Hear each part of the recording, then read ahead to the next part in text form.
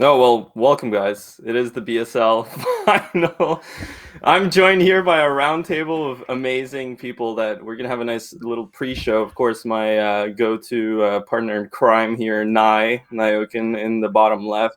We have Death Fate in the top right and Ollie Patrick in the bottom right.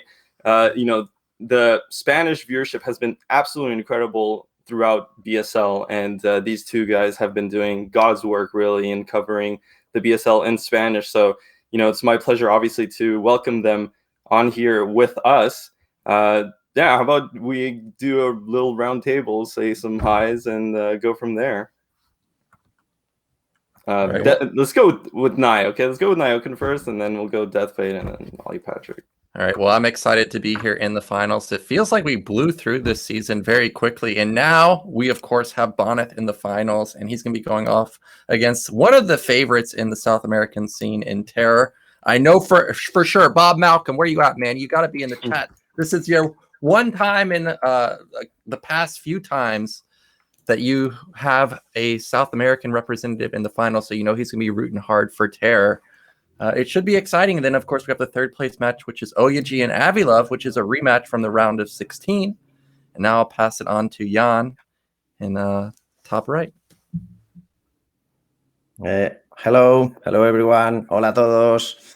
I just want to say this BSL 11 has been amazing. We have great games.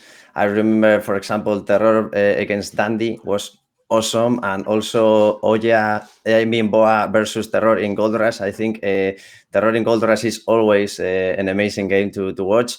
And I want to thank you, Bombastic ZZZero, Nyokin, Ollie Patrick, Gypsy, every one of you to make this possible. This is my favorite tournament. It's been a blast casting all of it. So thank you everyone to make it possible, and I hope today we can see some great games. Because Bonith is going to defend his fourth title. He's going for his fourth title in a row, but I think Terror will have today all the Spanish support in the world to make it happen. I want to say Genki Dama to Terror, and everyone send his energy to support Terror today, but Bonith is the clear favorite. So Ollie Patrick, all yours. Thank you. We are very excited today because the great finals. We want to say all our cheers to Terror and Bonit. Great match are going to be played. I want to say thank you as well to Zero, all the great casting for all languages. Also, I want to thank all the great team that is behind the production week after week, delivering us the best StarCraft around the world.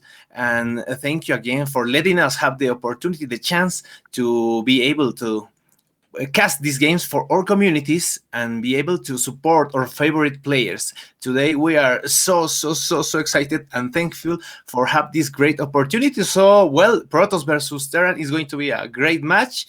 And let's see if we're going to have a Bonnet with a fourth tournament in a row, or maybe Terror giving the surprise for LATAM. Well, it's going to be awesome. Thank you once again, and that's it.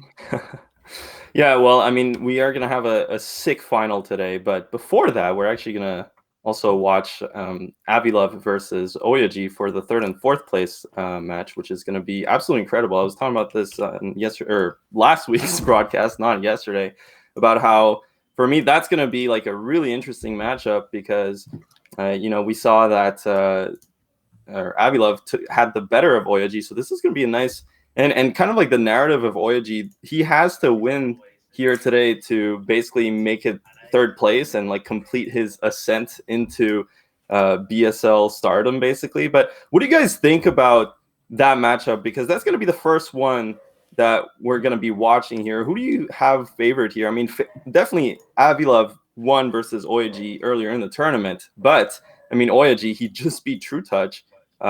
So really, I feel like it could be anyone's game.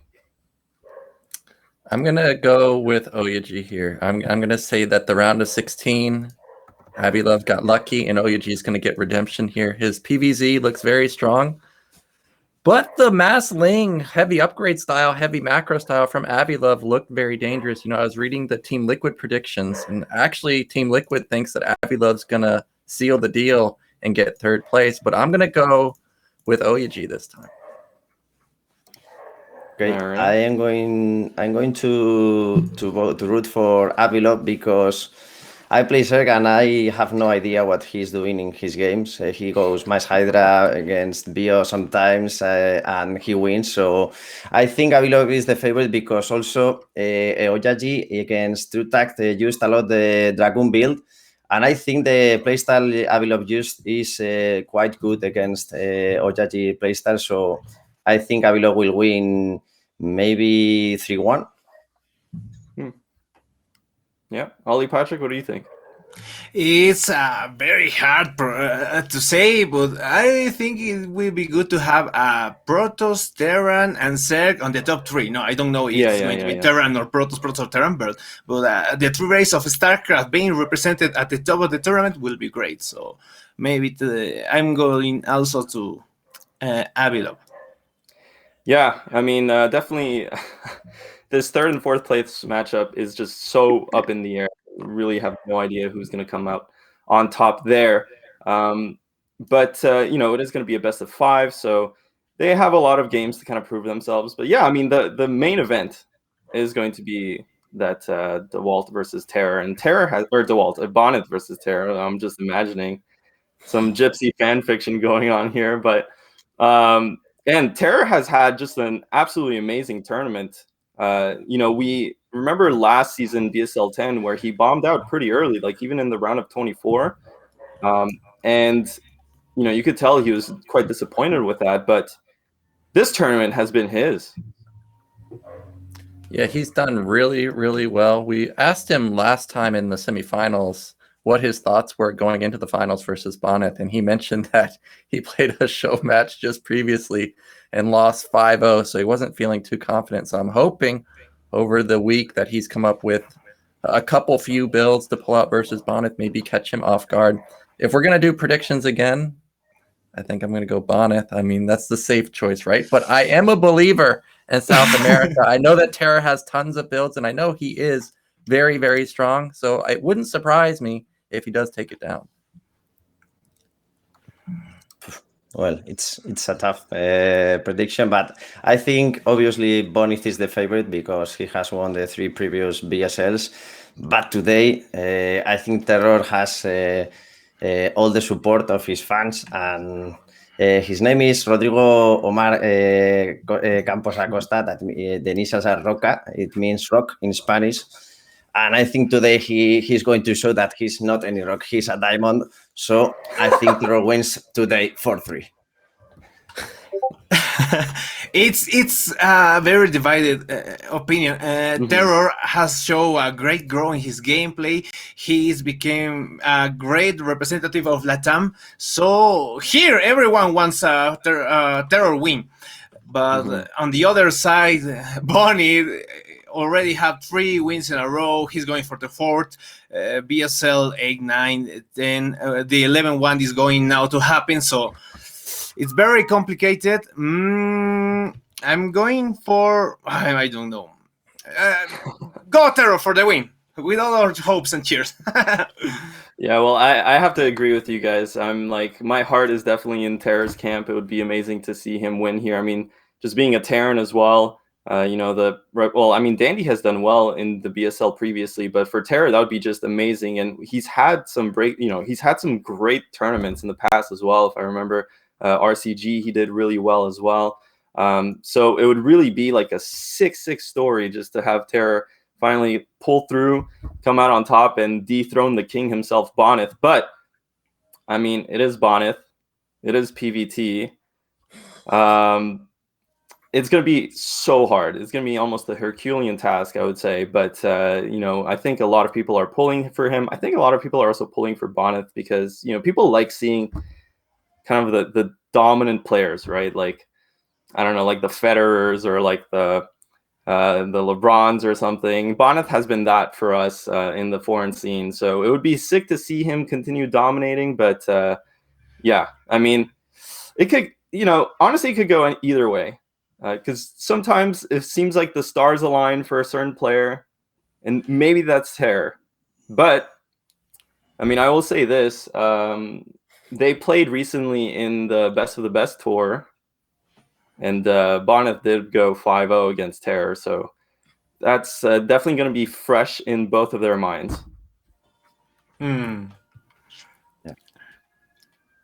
Yeah. Well, okay. And, you know, we have a lot of, obviously, fans in that watch the broadcast in Spanish. Entonces, vamos a hablar un poquito en español. Pero hace más tiempo que yo hablo en español, entonces, you know, this is really hard for me. But maybe if you two guys, Deathway and Ollie Patrick, have some things that you want to talk about, or maybe I mean, first of all, quiero decir muchísimo gracias para todos los fan Latam. You know, we know that the viewership is crazy over there. Like, you know, I know you guys get like several thousands. So it has been a huge kind of source of support for the BSL. And, you know, us on the English cast, we don't really get to interact with them too much. But we definitely know that there's a lot of people out there. So I want to, you know, big thanks to you guys, first of all, for broadcasting it. But yeah, if you guys want to say anything to the Spanish community at large, especially with us here, and maybe talk about some of the predictions. Yeah. Súper. Bueno, en primer lugar, agradecer a todo el equipo, lo decía en inglés, no sé si se llegó a entender, pero agradezco a todo el equipo de trabajo, al Mr. Zero, Death Fate, a ustedes dos por el cast en inglés, por todo el trabajo que hacen semana tras semana para llevar la emoción de estas partidas de StarCraft de categoría mundial, ¿no? Tantos representantes, tantos países, tantos jugadores, tantas razas de StarCraft que se han visto en partidas tras partidas, sorpresas, decepciones, alegrías, tristezas que se han vivido a lo largo de estas semanas, pero nos llega hasta el final, ¿no? Bonnie, Terror Bonnie, que el día de hoy va a tener unidos a Bolivia, a Chile, a Perú, Argentina, México, toda Latinoamérica, fans de otros países que nos escriben, y esto es posible gracias a también ustedes por habernos brindado la posibilidad de haber hecho esta transmisión para nuestras comunidades, tal cual lo hace también Dead Fate con su estilo inigualable, que seguramente igual va a complatir enseguida sus pensamientos. Yo, por mi parte, quiero agradecerles de parte de toda la comunidad de Latinoamérica y los vecinos que siempre están ahí gritando, porque estamos muy felices de tener la oportunidad de apoyar a nuestros representantes o, en su defecto, a las razas favoritas de StarCraft. De parte mía y de todos, muchas gracias. Pues nada, yo voy a ser muy breve. Gracias, Oli, por las palabras. Agradecer, igual que has dicho, a todo el staff de la Bombastic, en especial a ZZZero, que hace un currazo enorme organizando las ligas, hablando con los jugadores, estando en directo, haciendo el casting para todos nosotros a la vez, para que todas podamos castear. Infinitas gracias. Y nada, también agradecer el público que nos ve, también deciros, por favor, pasaros también a apoyar en el casteo en inglés, ¿vale? Hay ZZero, siempre lo tienes en la descripción del enlace para que podáis donar un poquito, para que siga habiendo Bombastic. Para mí, de los torneos, si no el torneo más emocionante que hay ahora mismo, y por favor, necesita vuestro apoyo, por favor, no solo verlo también en nuestro stream, sino por favor, si os podéis pasar por el stream oficial, dejar el like, dejar el follow, si alguien puede donar un poquito estaría muy bien para que sigamos siendo mucha más Bombastic. Y nada, simplemente pues termino rápidamente diciendo que esperemos tener una grandísima final. El torneo ha sido una auténtica locura, me lo estoy pasando como un niño pequeño casteándolo y creo que no soy el único. Y nada, esperemos tener unas grandísimas partidas hoy y que haya muchas más Bombastic Starleague. Un saludo a todos. Well, thanks a lot, guys. And honestly, that's going to be it, right, for the pre-show here. I don't know if there's any final thoughts that anyone else has to say here. I just want to see the games, man. I want to know who's going to be the champion. I want to know if Bonnet wins 4 in a row. I want to know if Terror seals it for South America. Does Avi-Love go 2-0 versus OyA? I mean, I just want to see what happens, really. So I hope we can just get straight into it. Yeah. Well, guys, it was a pleasure. Hopefully we do this again next season, BSL12. We'll see you then. And have fun casting today. Have fun, everyone else watching. And yeah, that's it. Let's get into it. Let's go for it. Thank you. For more GGs. Thank you very much. A big huge for more communities. Yeah. GG's, guys. Much love. Good luck today. Good luck to the players. Good luck to everyone. And have fun. Bye. Looks like Avi-Love suspected movement to the right side, so he instantly counterattacks. Queens should be coming. You can see all these overlords are moving in. That's going to be Brewlings on 1 tank. D-Matrix gets instantly nullified by the Brewling. 4 Queens coming through the top right side. 4 tanks going down, but there's still so many Hydras left over. Yeah, there's so many Hydras, and despite there being only 5-7 Queens or whatever, they've done their work. And there's so many Hydras left over. Oh my now, gosh. okay, so Avi-Love actually was droning for a really long time there, and he was just gonna completely smack this down. So as I mentioned, if Bermudas are out of position, like they are right now, Terror can get in. I'm surprised that Avi-Love moved into the back. I guess we thought maybe the drop was coming over there or something, and Terror is pushing the issue. He has +1 armor. This is gonna be much harder to fend off. He does. Oh my God. Are we serious? Terror's actually just gonna push in right before Ultras pop out? yeah, 1-1 is a deadly timing without a doubt, and this isn't something you see every day at Zerg, so it's hard to read. And Avi-Love just didn't, and the fall of a buzz just got to him. I mean, maybe. Look at how many Marines there are. The Ultralists are gonna die so fast. There's no supporting cast. The Mutas fall. There's no Lings either. And this is just gonna be Terror ending the game with just rallied Marines. This Observer was safe from OyA, but it has delayed his build quite a bit. This is so risky though, without the shuttle support. I mean, but he's got the battery. He can just heal it. oh, that's right. Yeah, good point. That is actually really sick. That's something I did. Oh! You gotta get in range of the battery to heal. And I like how that triggers all the goons to just come down. Yeah, tilt move. Yeah, tilt move. And there's not enough goons to actually fight this. The Bonnet is going to trade super cost-effective 6. But it looks like Bonnet wants to throw some pressure now. He didn't catch whether this is 2 Reavers or just 1. Now, I don't know about this. OyA's Reaver seems very far isolated, but Bonnet is way out of position. They actually both traded Reavers there, and this is, I can't really tell who this is good for. I mean, OyA with the 6th flank now from the bottom side, but they're all missing on the high ground, and Zealot speed is already done, and you know Bonnet has 6 gate behind this, so he can reinforce this really well. Zealot's coming in just now, streaming into this fight. He will be able to clean this up, and honestly, Bonnet's transition into Citadel is going to save him here. He's going to completely smash this, and you know, it looks like OyA has spotted it. You can see, oh, I thought he did, but instead it does just waltz into the main, and it's gonna pick off this Reaver for free. Oh, I'm surprised he sent the DT already in, but I think it's just to draw units out of position. He's just gonna instantly attack, and that's exactly what's happening. He's got matching Archon count. He's got a 2 Reaver advantage. That DT is still wailing on top of the Nexus, so OyA might lose the Nexus in this fight, but it looks like Bonnet, it doesn't really matter. Bonnet has way more units than OyA does, has a superior composition. Looks like the Reavers are still nuts here. Gypsy has no idea what he's talking about, and OyA GG's sick attack at the end there from Bonnet. So far, it is 3 goons versus 4. A bit of an advantage for Bonnet right now, and he is going to pounce instantly. Instantly OyA has to back off, but he should be able to hold this in. Maybe not. Well, it looks like Bonnet just has crazy micro, man. He's going in. The Zealot does die though, so actually I think OyA should be okay. This is really close. He has to pull a couple probes. That's a lot of probes to pull though. All of a sudden, that's definitely worth for Bonnet, and Bonnet somehow does not lose that last Dragoon, and he's killing probes. This is massive amount of damage.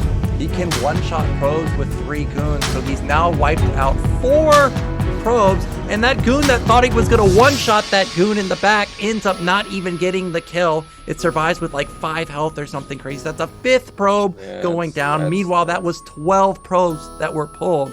This is going to be Boneth absolutely running away with this game. Yeah, that's it. I mean, he almost can't even afford getting Dragoons off of the 3 gates. OyA is going to GG.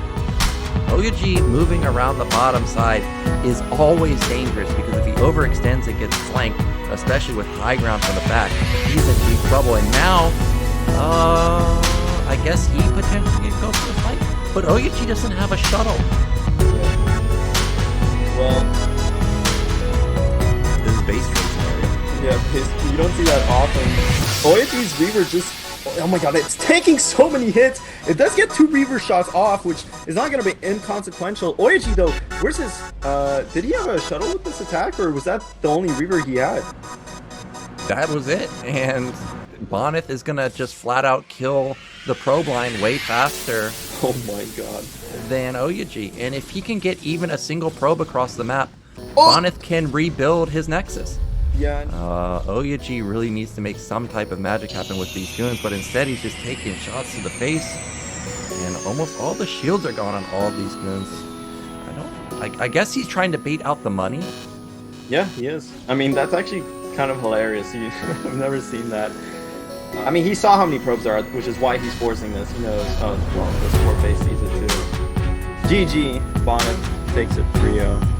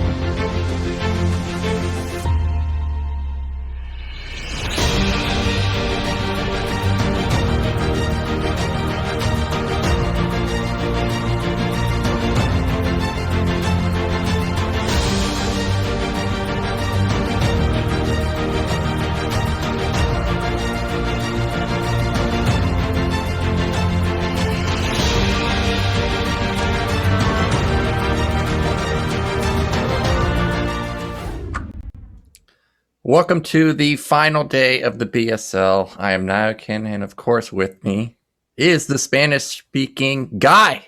Okay, get out of here, man. You were killing it, man. I saw chat. They were loving it.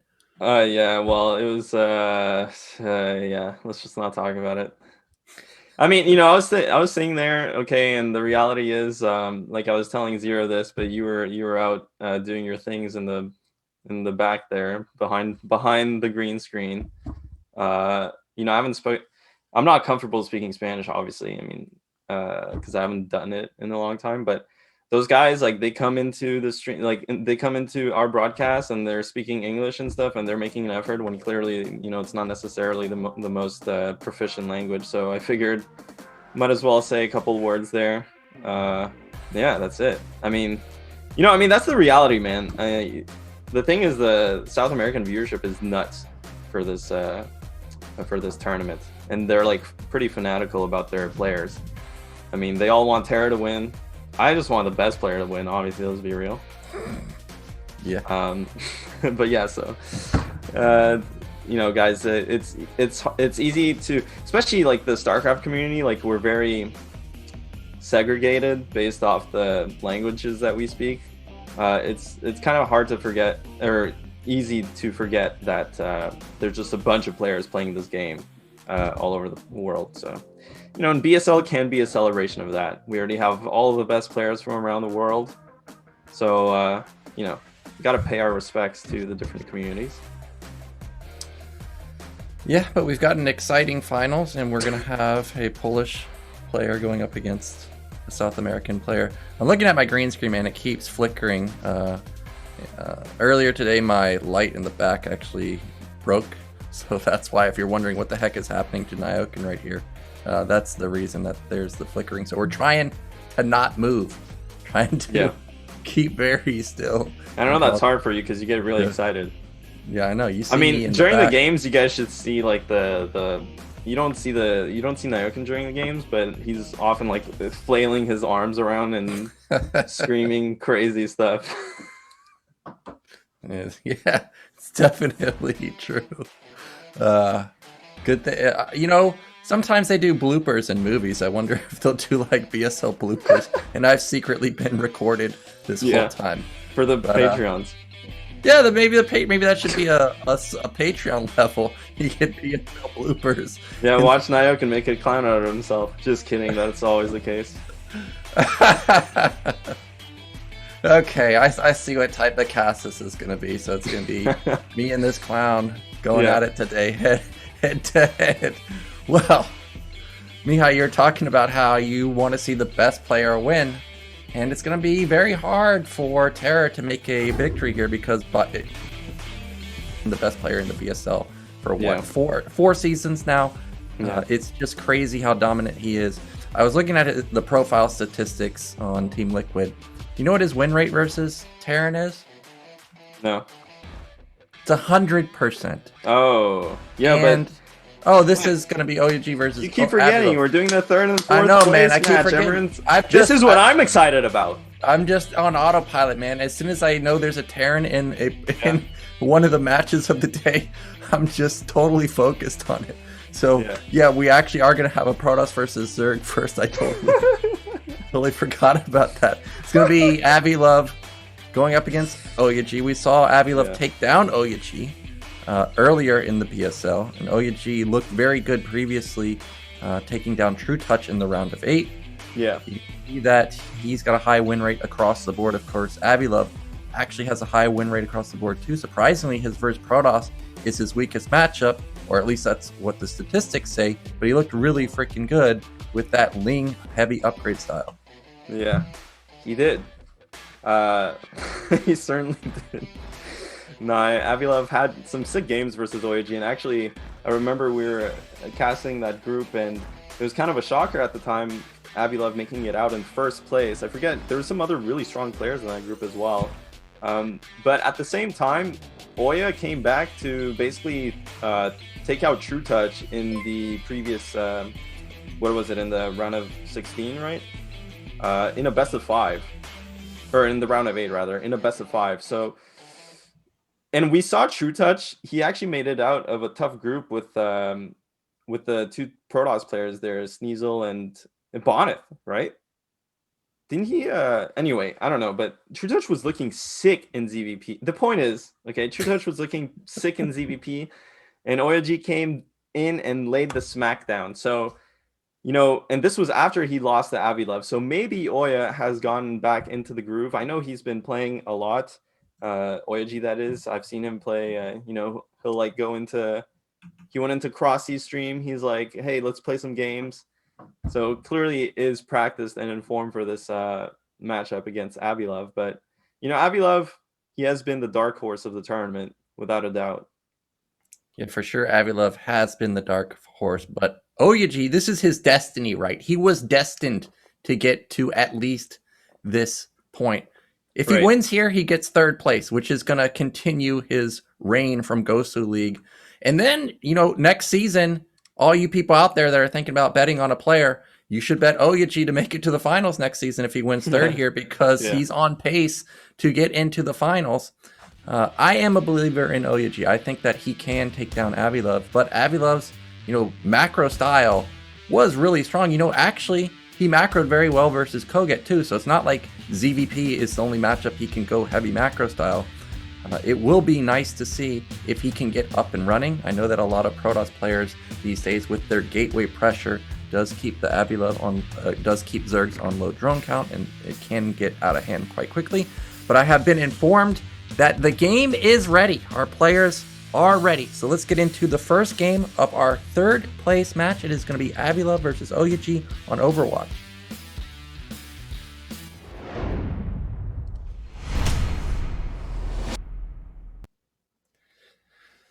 Alrighty, in the top left, in the red, representing Sweden, it is OyA.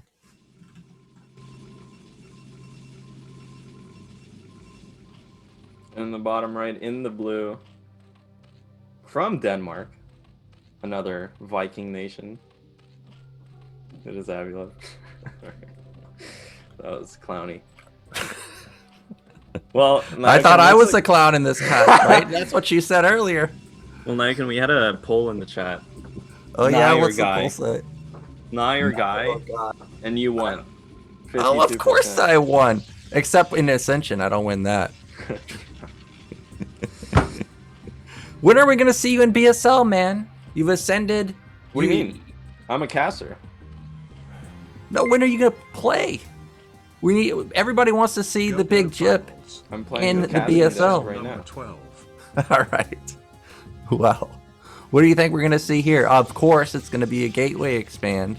Now Yeah, this is gonna be overpull from Avi-Love, I think. I don't know. Oh no, it's not 9-pool. Yeah, it is going to be. No, that's an overpool. That's weird. No, that's a 9-pool. Yeah, that's 9-pool. That's yeah. I mean, usually you don't extract your trick with an overpool. That's so weird. But yeah, well, I mean, I don't know, Niken. I've been informed recently that I'm not much of a Protoss expert, and you know, might as well push that into even Zerg territory. I mean, I'm just a Terran player. You're just a Terran player. This is Protoss versus Zerg. Who knows what's going on? I see a probe coming into Avi-Love's base. He sees the pool coming out, and that pool is really early, and the hatchery at the natural has not gone up. So, you know, thing is, OyA did go for the gateway expand, so that's going to force him to keep the zealots back in his base, because these Zerglings are going to be really early, and it's most likely going to force a forge before his Nexus. So, but it is, you know, 9-pool, it is quite a commitment from the Zerg player economically. Yeah, I've seen a lot of Protoss players these days skip that forge and go straight into the Nexus. And this is, I was going to bring this up, is do you think that this is the right move from Avi-Love to go for a 9-pool? Because it gets instantly scouted on a map like Overwatch. If it's polyploid, you know, there's a 1 in 3 chance that you get scouted first. So I'm curious to see how OyA is going to react. Is this going to be a detriment to Avi-Love's econ enough? Well, I'm surprised there's no forge yet, so he doesn't actually have a wall. And also, I mean, the pylon could have been placed differently. Anyway, the Zerglings do get in. The probe wall, though, is absolutely amazing there. OyA, but Avi-Love with the basically the presence of mind to just snipe the probe, go in there, and he still has 3 probes or 3 Zerglings working on OyA's base. So this is a really good spot to be in as Zerg. Yeah, that probe wall at the ramp I thought for sure was going to be blocked off and the Zealots would take it and take them down. He gets another probe there. Behind this, Avi-Love is taking bottom middle, so he's going to have a lot of econ coming in for him. It looks like he did take the gas at his main, so it's not going to be that, you know, 5-6 hatch before gas. He is going to play somewhat standard. Now, Nexus did go down for OyA. Remember, he's lost 2 probes so far, I think, and 3 Lings are in the main, so that's going to be very annoying. But OyA, he's going to go for a counterattack, and I don't really see much defense for Avi-Love. What is it, 2? Yes, there's just 2 Lings. Yeah, and I mean, this can be the dicey situation as Zerg, especially if your follow-up to 9-pool is very economical in nature, is that, you know, you want to be droning up. And the Protoss has just been pumping Zealots out of the gateway. You know, we saw that OyA actually didn't get this forge up too early, so he has more Zealots than you would expect at this point. And these 2 Zealots, he has just enough Zealots at home to defend against those Lings, and now he's putting on pressure with these 2 Zealots. So this was a really strong move out from OyA, but Avi-Love at the same time, I mean, that is only 2 Zealots. You can make Zerglings pretty quickly, obviously, as Zerg, so he is going to have enough units to defend this. But that was a nice move out from OyA because it gets to scout here the lair timing, and it's forcing a lot of Lings, and he gets a drone too. So overall, that was amazing from OyA. 3rd Zealot coming in here. He sees there's no drones mining at the natural. He doesn't know that there's a 3rd hatchery just yet, and this Zealot is just walking through those Zerglings, man. Yeah, the Zealot's like, don't mind me, just walking into your mineral line. Let me get that drone. All right, I'll take that kill. He jabs him right in the face. And does he scout the Hydrogen? Yeah. He scouts the Hydrogen too. So amazing scouting and amazing pressure from OyA. Back in the main of OyA, I think those Lings are still alive. They're still being quite annoying, but I don't see any kills on them. Yeah. Now, I wonder what the tech choice is going to be. Is he going to go straight Citadel? Is he going to go Stargate? He's got he doesn't. I think I saw him just spend 50 gas, so it's going to be that patented goon follow-up. Now, there we go. That's a smart move from Avi-Love. He's going to cancel the Hydroden and go into Aspire, but here we go. There's another, what is it? Zealot wide walk into the natural. Yeah. Yeah, cue up the wide walk music. It's just going to go in. The Zealot is going to scout that Spire, so that Avi-Love almost pulling a tight... Oh my god, dude! Is he going to kill the Zealot before he sees the Spire? Oh, he sees it! I can't believe he sees it. Oh, that's a crucial scout. Now I wonder. The Zealots just don't stop. They're just walking. Oh my god. Yeah, he saw the success of his brothers earlier. He's like, I can do that. Well, let me just walk on in here. Oh, can he? Oh my god, he's just not dying, dude. I think that. Oh, I've seen clips of a Zealot with quite long arms. I remember the clip of you losing a Marine, and then like a Marine halfway across the screen got blown up. He probably should have just attacked the Zergling, dude. I feel like if he attacked the Zergling, the Zealot splash damage. Oh man, I was gonna whip out a Dota reference, the Psy Blades from the Zealots, because, okay. Well, someone in the chat's gonna get that one. It's actually a really good reference. But, wow. This cast is already a disaster. That was an Overlord going down, or what? Yeah, we saw the Overlord fall, but it did see that it is Stargate. And we saw that the Stargate went down instantly once OyA scouted the Spire. Yeah. Now behind this, we of course see Avi-Love going into 4th hatch, soon to be 5th hatch. Still no second gateway for OyA. So these Zealots that he did lose, it's going to be really hard to replenish. So we may see Avi-Love just flood drones for quite a while. Because remember, that Overlord was alive in the main for a long time. He saw there were no gates. So I think this would be a smart move if Avi-Love just pumps drones, and that looks like what he's doing. Yeah, I mean, still though, Avi-Love is not in the best spot because he did take so much damage from those Zealots. He did have to make so many Zerglings. Everything is a bit delayed for him, and you can see that really, despite that OyA got his Stargate late, his Corsair is out already scouting. Does not kill any or any Overlords, but he is gonna, you know, kind of confirm that there's a couple of Scourge, and he has already cannons ready. He is getting plus... Actually, I'm not sure if that core is +1 air weapons or range, considering this is OyA that we're watching. So it might actually be range on the Dragoons, but because he's still making Corsairs, I mean, you would expect that it's +1 with that. So he is going to commit into Corsair style, which, you know, coming from OyA, that's really interesting. Is it though? Yeah, he has 3 Corsairs. That's really interesting because, you know, if you're Avi-Love, if you're any Zerg player in the world here playing against OyA after kind of his match against True Touch and all his PvZs in the BSL so far, you would expect him to do that kind of gateway heavy style without the Stargate and that Dragoon push, whatever. But it looks like OyA has been preparing a different style for us altogether. Yeah, I think this is definitely going to be weapon. It's been too long for the upgrade to not complete that it has to be weapon now for the Stairs. We did see +1 weapon already done for ground. First few Mutalisks are out. I thought that we may just see Avi-Love just go for Scourge style. Yeah. And not commit to the Mutalisk, but he has been banking gas for quite a while, and you can see that he is using it, so he's going to be pumping out a lot of Mutalisks. Now I wonder if OyA is going to go into a couple Archons, or if he's just going to bank of energy. Yeah, I mean, it would be weird to go Archons though, right? Because I feel like you already have a bunch of Corsairs. You really need the one drawback with Corsair style, obviously, is that you have so much resources invested in the air game that any amount of Hydralisks can really pressure your ground army, and Archons don't really help against that. But at the same time, like you said, I mean, Zerg's got a bunch of mutas, so maybe he should get Archons. But I feel like Storm in conjunction with the Corsairs is going to be more than enough. But it really depends. Corsair versus Mutalisk fight can go any which way. Really depends on the Scourge connections. And, you know, if OyA loses any of these Corsairs, the game might end right here. Yeah, and armor has kicked in for the Mutalisk, so you can see that he's instantly counterattacking. He doesn't have Zealot speed, by the way. Yeah, he doesn't have speed yet. So that may have been a misclick and he didn't actually get it. Or he may have just been, you know, getting as many units out as possible. The first few Hydras are out for Avi-Love.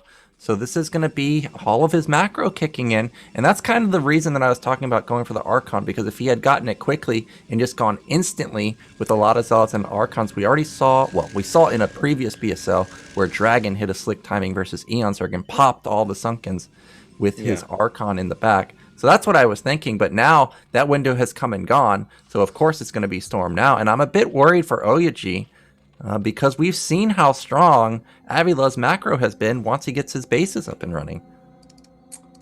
Yeah, I mean, if there's anything that's been kind of a constant for Avi-Love is that he's comfortable in playing the late game. Oh my god, that was a lot of Scourge for just one Corsairs, and there's 6 left over with +1. They can just chase down these Mutalisks.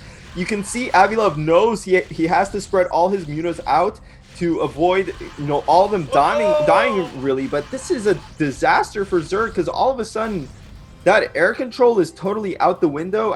Avi-Love just lost like 1,000 or 2,000 resources aggregate really of Mutalisks. So, and you can see, yeah, I mean, at this point Protoss feels confident enough to just push out and be really aggressive onto the map. Yeah, that's a game-changing move because not only does he get air control, that means Mutalisks cannot snipe those Templars as they move across the map. That is so many Zealots, and he either has +1 armor with his +1 weapon, or he has +2 weapon. So +2 weapon, these Goons and Zealots are going to be hitting extremely hard. But where does OyA actually attack? Is he going to go for the natural? It looks like suicide if he goes... Well, actually, there's not that many Hydras at the third base. Yeah, I mean, this is Overwatch, right? It's so hard to... He's going to go for the third base, up this ramp, but... I mean, it's only one Sunken. Okay, he thinks better of it. There's a lot of Hydralisks there, but it does force Avi-Love to engage the army in between the bases here. One Storm goes out, but not the best Storm. That's so many Zealots, and there's not really that many Zerg units. I mean, a lot of his resources were in those Mutalisks earlier. You can see he's barely trying to mass up the Hydralisk count, but because they're fragmented, defending both the natural and the third, he can't really get a good fight, and OyA's just powering through this one group of Hydralisks, got the natural, and now it looks like the natural's compromised. Where are Avi-Love's reinforcements? They're slowly coming from the third. They're actually, the Corsairs are buying time, just throwing themselves at the Hydralisks, but actually looking at this a second time, looks like Protoss is running out of steam. Only Dragoons out, and I mean, they're gonna trade all right, but really they're gonna die, and especially the reinforcements from Zerg are probably gonna clean this up. But behind this, I mean, it looks like... Mihai, how's he gonna reinforce when he's supply blocked? OyA, if he goes right now... Yeah. Oh, Avi-Love can't produce. Like, these Hydras coming out right now are probably all that he's going to be able to pump out. He's still supply blocked. Okay, finally, he becomes unsupply blocked, and he has 5 Hydras left over. Meanwhile, OyA, I pointed it out last season, is that the only difference that I saw between him and Dawid was just slow on the reinforcements, but not this time around. He's bringing it to Avi-Love, and I think he's done it. He's doubling supply, and it's not like he's all in behind this. This is not 9 or 10 gate all in. He's got his third base up and running, and this is Overwatch where you have ramps, and you're easily going to defend this. So this is going to be OyA easily taking game 1. Yeah, and you're totally right about that third base. GG exclamation mark. Avi-Love taps out, and OyA is up to a quick lead in kind of basically a dominant first game. Yeah, I was a bit worried when those Mutalisks, you know, were out, had +1 armor, they pushed the Corsairs back, and then we saw that Avi-Love had droned forever. And I was like, oh man, I've seen this before. Once Avi-Love gets all of his hatcheries up and running, it seems like this guy just has endless units. And then OyA whiffed the Storms. I was like, oh my god, this can't go any worse for OyA, yet somehow his units are just so powerful. And as you mentioned, the fragmented Hydras really backfired for Avi-Love in that game. Yeah, I mean, there's a combination of things that, yeah, we saw, like you said. I mean, he had 3 Templars. I counted just 1 Storm going off, and basically only on 3 Hydras. But, I mean, the combination of, first of all, the Mutalisks all dying and doing really nothing, plus the early game where OyA just ran a bunch of Zealots and killed drones for like 2-3 minutes straight, I think it lended itself to him just having way too many gateway units for the Storms to even matter. So, yeah, I mean, that was a tough game for Avi-Love. Though Overwatch, I would say, is it's definitely a good Protoss map. So, you know, that one out of the way, Avi-Love still has a lot of potentially really good maps. I mean, I know we already know the order now. play. Yeah, so it's going to be Blade Runner next, and that is going to be an interesting choice because we saw Hawk macro so well on that map. It was crazy how many units he actually pumped out, and we already know Avi-Love can pump like a madman, and I think we may see that heavy ling, heavy upgrade style this time because of how many bases he can get so easily. I'm wondering what OyA is going to pull out. I actually would like to see that goon style, because if you can get past those, the generators, you're going to have a massive arc onto either the third base or the natural. So I think that's probably what we're going to see from OyA on this particular map. Yeah, I mean, we'll have to wait and see, though. This is definitely going to be, given like the history of these two players in this tournament, I would say this is definitely a map that's going to favor Avi-Love. You know, we saw Avi-Love completely take it to OyA on Polypoid in their last series, where, you know, he just completely seemed to dismantle him in the late game. And we also saw that in some of his earlier games against OyA. Even on the Eclipse game, where he started off with a bunch of, like, a drone disadvantage, if you remember that game. It kind of looked like this game, but even worse. And he still took it to him into the late game. And Blade Runner is just such a big map, and just the layout and the architecture. I mean, the rush distances between even the adjacent bases is quite long because of those power generators, regardless of whether you're clockwise or counterclockwise. That this is just, the map slows the game down considerably. So, you know, I would expect this to be a pretty good map for Avi-Love, though. That's not to say that it's a bad map for Protoss or for OyA, but stylistically, this might be good for Avi-Love. Yeah, I totally agree with that assessment. So I think we are ready to get into game number 2. It is going to be Blade Runner, Avi-Love versus OyA.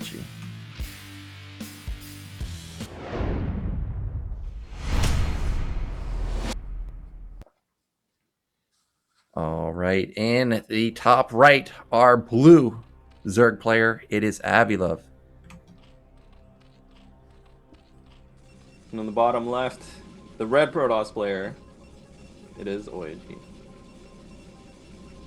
right, well, we got cross spawns. Does this affect either player's build, or do you think it just doesn't really matter? Blade Runner seems to be a surprisingly large map. So I think that this would probably affect my build, but I'm not too sure exactly what I would opt into. Yeah, who knows? I mean, I really don't know, Nyokin. You know, I was hoping maybe you could enlighten me, but you know, I haven't played. Obviously, I just haven't played this map ever, let alone play it as Protoss or Zerg in this matchup, or watch any games really. So, oh my God, do you see that? So I guess people are gonna see my crazy it's a disaster, reaction. and like I can't. All right, I gotta be careful now. I gotta be careful. I know, me too, dude. Usually, I actually kind of walk away from my chair most of the time. I'm not really watching. I'm kind of casting from my bathroom, but looks like I'm gonna have to sit tight. You know, this is what I was gonna say. OyA, he likes opening with the gateway up, or the gateway first, right? And the thing about cross spawns with gateway first is kind of interesting, because you would think that maybe it's not so good for Protoss in that, well, Lings can kind of run around and counter a lot, or the rush distances is quite big. But at the same time, Protoss gets to just run their zealot around like kind of all over the place and really hide it. So that can be really annoying, especially if you're going for a standard build as Zerg with the third base and have zealots kind of coming in from all sorts of angles. You know, but we'll see. Well, we were talking about how big Blade Runner is, and it looks like Avi-Love recognizes that, because he's going straight into hatchery. And we're going to see a little bit of pressure coming in from OyA with the cross spawn. It's going to, make it just a couple seconds slower than a normal vertical or horizontal position. Yeah. Now, the probe is being annoying. I don't know. He's gotten that down where the zealot might actually one-shot the drone. So Avi-Love, if he's going to build something, I think he needs to go use that drone to make sure that it doesn't get picked off as soon as that tall boy walking through the middle gets there and snipes him with a jab. Well, that tall boy is kind of jogging through the middle, not sprinting. That's for sure. He's taking his time. I mean, this again, this map is huge, guys. It's huge. So we'll have to see. There he goes. Was this a? I don't even know if this was a 12 hatch or 11 hatch. I was just so distracted It's 11 by your hatch. beautiful face, Naokin. But you can I see know. like. Where's that drone man? Where is he? I hope he built the gas or something. All right, there he goes. He's my trying to snipe him. Oh, there's no gas. Dude, I'm just with He got him. anticipation. There was. He got him. Can he get that one? Oh, how did he Well- not get that drone? Honestly, one drone is not. It's not the worst case, the worst situation ever. But of course, especially if you're 11 hatching, it feels bad, man. But that was surprising. He actually was that a drone really that he killed? Are you sure? Those are 7 wings, no? It got one-shotted by the first zealot hit. Where's the 8th wing though? The 8th wing? Yeah, because I only count 7. Then. Oh, he killed one in the beginning, and then he started focusing drones. Okay. I'll take your word for it, man. Well, back in the Mixu, thank you for the donation. Also, Anonymous, thank you for the donation. I saw another donation earlier. Thank you guys so much for supporting the BSL. Mihai, you speak so many languages. Can you translate that message for me? No, I don't speak. Well, we were informed what it was, and apparently it's not a message that Apparently, it we can meant repeat. that guy. It meant go Boneth. Oh, go Boneth. Yeah, you're right. Well, Boneth is not playing just yet, so we're gonna relay that message at the start of the next series. But what is even going on in this game? Is there a couple of zealots walking across the map? Yeah, again, the double zealot, dude. This is the OyA signature here. Last game it worked so well. This game around, I mean, it doesn't look like Avi-Love has anything in the middle of the map to have spotted. Oh no, he does have an overlord towards OyA's main base, so probably he knew this, and he does have a lot of Zerglings here in anticipation. Does not have Zergling speed. I do not see a lair coming, so that is going to be Hydra then. This is going to be a 9-7. One drone goes down, a second drone. Oh my god, the second drone goes down as well. So these zealots, not only did they force a bunch of Zerglings, but they also killed a couple drones. They also scout the Hydra den. Here comes the OyA goon to snipe that overlord. And again, oh my god, another zealot killing drones at the third base. And what's this, Naokin? There's no Stargate coming. And dude, not just that, but he saw the Hydra den, so he knows exactly what's going on. Yeah. So OyA's gonna have a sick read. And look, this time, no Stargate. He just goes straight Citadel because he sees exactly what's going on. He's also dealt so much damage to the drone line that he just wants to end this game. Second gateway already going up. You know Avi-Love loves to drone.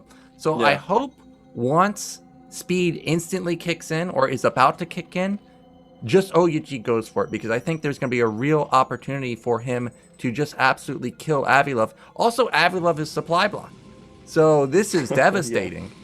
Once again, I mean, that OyA goon, man, pulling its weight, walking around like a crab, but hitting like a rhinoceros. I don't think I've heard that one before. Can you run that by me again? I heard a crab. Well, and it looks like rhinoceros. Avi-Love has a lair now, so not. I think, dude, Avi-Love has. I don't know if he's been watching like Tide 2 replays. Okay, the Dragoon is gonna get sniped, so that's actually okay. Not gonna get sniped. A lot of damage. You know, Avi-Love, I feel like he plays a lot like Tide 2 double evolution chamber. This is gonna be Lame Man. Dude, this is right out of Tide 2's playbook, where it's like, oh, you scouted me doing one thing, I'm gonna do completely the opposite as right after I kill your scout. So definitely is going to mind game or OyA, for lack of better expression here, but we'll see if it works. I mean, you know, the drawback in playing this kind of way that Avi-Love is playing, where you're really kind of baiting your opponent between a bunch of different builds, is that it's just kind of inefficient for your build order. So even if you dupe your opponent into playing overly defensive or overly aggressive, you have much less to work with. So we'll have to see if it works out for him. Well, those zealots are out onto the map. +1 weapon is already done. And there's really not that much defense for Avi-Love right now, but Lings and Sunkens are about to finish. With those Sunkens finishing, this is going to save the day for Avi-Love, but that robotics at the natural was quite quickly. I wonder if that's for observers or for Reaver. Looks like there's going to be another drone snipe, but now Lings are going to clean the rest of this up. And now, OyA, what's he going to do behind this? He's got so many gateways coming down right now. It looks like, I'm hoping that this is for Reaver, but it could be observer because this looks like Avi-Love's just going to camp on lurkers and go heavy Ling upgrades. But it looks like maybe this is a DT Templar drop. Yeah, it could be a shuttle. Ooh, there we go. Support. All right. So, do you think this is actually going to be for Reaver, or is it just for shuttle speed? It could just be for harassment, but I would really like it to be Reavers because, as I said, this looks like it's going to be camp style from Avi-Love for at least the initial stages of the game. And what better than a Reaver to plow through those sunkens?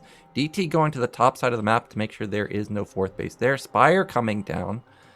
This could catch Avi-Love off guard. Oh, wow. That is a very fast hive. So he's going to have crackling pretty quickly. Yeah, but I'm looking at this and starting to feel a bit scared for the Protoss player because he hasn't taken a third base just yet, so he's entirely reliant on busting Zerg at this point. And, you know, if a Zerg really commits to defending, I mean, just thinking about it, then it must be for Reaver that robotics support because I can't imagine Protoss busting. Yeah, there we go. It is going to be a Reaver. So this is going to be a sick 2-base timing attack here, and we'll have to see if it does well enough to kill Avi-Love. I mean, looking at Avi-Love's defenses, he's basically relying on pure sunken man, really. Let me tell you something. A quick tip for you, Nyokin, in case you didn't know, but hit me with it. Reavers outrange sunks. Oh, they do? Yeah. Well, then it looks like Avi-Love's in a bit of trouble. DT might end up falling. You can see that this is Lingman because 1-1 upgrades are already done. Oh my gosh, that's going to be such a juicy storm if he can connect onto that mineral line. But Avi-Love has no idea that this is Reaver. He may have expected this to be Goons, and he can't muta-switch. Oh, that's a great storm. Oh, storm! It hurts. He gets all of the drones. But did he overstep? Those Lings I don't think have crackling just yet, so they are not going to trade as effective. Oh my god. Oh, that is a lot of Lings. Dude, it turns out you can make Zerglings or Hydralisks. Choose your weapon or whatever. I don't know, dude, that's crazy. He actually just straight up killed that with pure Lings. And honestly, I mean, this Reaver looks juicy, but dude, Zerg's on 1 gas. I know. This looks like, well, this looks like how I used to play on Lost Temple, Rush Hive, and go mass Lings. Of course, I was on 1 hatchery, but we won't talk about that. But now, Avi-Love taking top middle, and he already has 1-1. He's going to have 2-2 probably in like a minute and a half. Now he's starting to get his Nat gas up and running. This is so many Lings. Even though Reavers are great versus Lings, when you have this many, I don't think it really matters if you have Reavers. So OyA is in a bit of trouble. Man, he has so many drones. He can just build so much stuff. Remember in the Polypoid game, I think he had like 12 hatches. It was crazy. Oh, there we go. That's what we were waiting for. There is the harassment, but he's going to run straight into the Scourge, dude. Yeah, goodbye. We don't know what was in there. We know for sure it was a speed on that shuttle, man. So that was a huge investment because, you know, Protoss just now is taking his third base. You can see he's starting to mine out at his main. I mean, it is only 12 minutes in, so the main's still going to be good for another couple minutes. But when you get, I mean, that shuttle speed upgrade is so expensive, and it looks like he did do damage to the mineral line at the natural. But I mean, look at how many hatcheries Zerg is on. 7, close to 8 now. And you know, when you have that many hatcheries, you can just remake the drones instantly. And the thing about OyA's position, okay, this is going to be the do or die situation here for Protoss. He has to make this attack work. He has a shuttle with presumably only 1 Reaver. Kind of sucks to see that. You would want at least 2 for sure at this point. Looks like, I mean, but where are the Zerg units, man? Yeah, they were off in no man's land in top left. Reaver does find an opening into the third base, and those Lings really are lacking. And this might be OyAG's window of opportunity to actually push through to victory. But the shuttle gets taken down, the Reaver gets surrounded, and that's going to fall. And now with no AoE other than those storms that were already blown, Avi-Love may be able to hold off. Oh my god, the storms are fantastic, but there's no observer. Yes, markers! There's no observers, dude! What is going on? It looks like Avi-Love is going to hold on to this position. He's going to thwart this attack. I mean, he loses a bunch of drones, but again, he has 8 hatcheries. He can just remake them. I don't know, man. That was so surprising. All of a sudden, the shuttle was just getting warded off by the Scourge, and despite having speed, I mean, shuttle with speed can outrun the Scourges, or at least they're at least tied in movement speed. I'm not quite sure. I think maybe Scourge have like just a couple more units on them, but losing the shuttle like that just hurts, because then the Reaver was out in front, and it just died to mass Ling. It wasn't really protected, and OyAG, I mean, it looked like it was going to be a death push almost, because Avi-Love kind of, I mean, his supply isn't that high. He really doesn't have any tech units. It's pure Ling, man. Obviously, Ling's 2/2 upgrades, insane. With Crack, I mean, they don't really need support. Look, I mean, Protoss has only 2+2 weapons, so Yeah. oh my god, this is going to be so hard. The thing is, though, OyAG still has a comfortable lead supply-wise, but it's going to be so hard against such a well-upgraded Zerg army, plus the Hive already up and running. Yeah, if you don't have armor as Protoss versus Zerg that's about to be 3-3, I mean, your units just get eviscerated. Luckily for OyAG, I guess this is the one saving grace, is it's Blade Runner, where he can get 4 bases pretty easily. He's going to start taking it now, but really, he is in a horrible position. If he had, 2-1 right now, I would think he's okay. But to just be at 2-0, and also he doesn't even have +3 going. Okay, now it's just started. Oh man, he is in big time trouble. And as you mentioned, Avi-Love has so many hatcheries that he can produce so many drones. As soon as he takes a base, it's going to be instantly saturated. And OyAG, what does he do now? Like, how does he get out onto the map and take a 5th base? His army can't beat Avi-Love's army right now. Yeah, and you know what I'm thinking about, Nyokin, is that I really wonder if this Reaver play here from OyAG was premeditated. He must have thought about this slightly, before the series, because, of course, in their previous encounter, Avi-Love still played this, like, super turtly, super fast Hive kind of gameplay, really. And probably OyAG was thinking to himself, well, if I just do a kind of like a 2-base Reaver push, I might be able to break him before the Hive tech really comes online. But just how it was executed here, I don't know if it was like a kind of in-game spur-of-the-moment decision, because really investing into that Reaver, what did that represent? Well, he didn't have a second forge going, and he delayed his 3rd base. So you can see here that kind of not getting that infrastructure is putting him into such a difficult position heading into the late game, that despite the fact that he's had a supply lead this entire game, it just felt like Zerg is kind of in a commanding position. Now, this is going to be another sick push. That's a lot of Zealots, but Zealots up a ramp against Lurkers, not so good. Well, yeah, he instantly turns around. The Gatorade, dude. Yeah, the Gatorade. Yeah, the orange cloud. It has come out, and that's going to push the Protoss army back. Now, what makes this especially painful is not having +3 weapon. So he's not going to have any advantage over the Lings. Okay, looks like Reaver's going to find some success. Can he pick off that Defiler? Can you land? Please, just land. Oh my gosh, that's a big hit. I can't believe that the map is just not cooperating with OyAG. That was so unlucky, but I mean, even if he kills that Defiler, Zerg is so well entrenched here, Nye. What should Protoss do in this situation? I mean, really, how do you navigate this this game state? I don't know how you can ever navigate this. All of the units are across the map, and he has no idea that the Lings are bottom. Luckily, the Reaver comes in time, and it will snipe that Defiler. Oh my god. That's a game-saving snipe, because if it doesn't get sniped, well, okay, I guess he has Infinity Storms, but it could have gotten ugly really quickly. But despite that, sizable amount of Lings that have died, supplies are still basically even. Looks like Avi-Love's taking mid-right, I think. Yeah. That has gone unscouted. That's one base that for sure OyAG could kill, because these other 4 he's not killing. Yeah. Well, it looks like, Protoss's game plan here is really to just continue controlling the middle of the map with this huge Protoss death ball and preventing Zerg from getting onto a 5th base. Like, yeah, we're talking about, okay, Protoss needs a 5th base, Protoss needs a 5th base. But the reality is they're both tied in bases. So the longer this goes, obviously it's going to end up favoring the Protoss player, but it's going to be so hard for OyA to really get on top of these bases before Nidases come online. That's what's really threatening about the late game of Zerg and Hive, is that once they get a base, it's secured, man. And with the Nidus up, those are 6 storms. He does only kill 2 lurkers, though. And look, behind that, there's a bunch of Caterpillar men. There's a bunch of spiders just in their hives, whatever, underground, ready to pounce on these zealots. Oh, and drops are online. Yeah, drops are going to go into the natural. No, but they get blanketed by the storms. Maybe the Lings can have some success at this mineral only. Meanwhile, Lings are doing a lot of damage, or also comboed with the ketchup, dealing a lot of damage. Now, if he focuses this Nexus, I think he could kill it, even with just 4 Lings.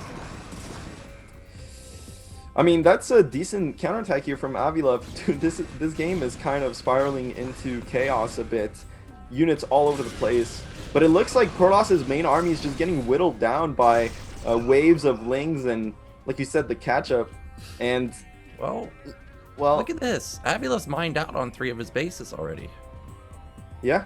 He has a Nidus up, though. And if that Nidus connects to mid-right, man, if OyA does not cancel that Nidus before it gets up, I mean, it's going to be so difficult for him to assault this 5th base. And, you know, we were talking about Avi-Love being mined out, but I mean, he's going to have a fresh base to work with. And now, look, he can just counterattack all over the map. Yeah, there's a big Protoss army in front of him, but this is Blade Runner. There's so many paths to take. These Lings are just causing havoc for the Protoss. He can't really take a 5th base himself. This is done. Avi-Love has supply lead. He's got 3-3 now. Looks like the Protoss has 3-0.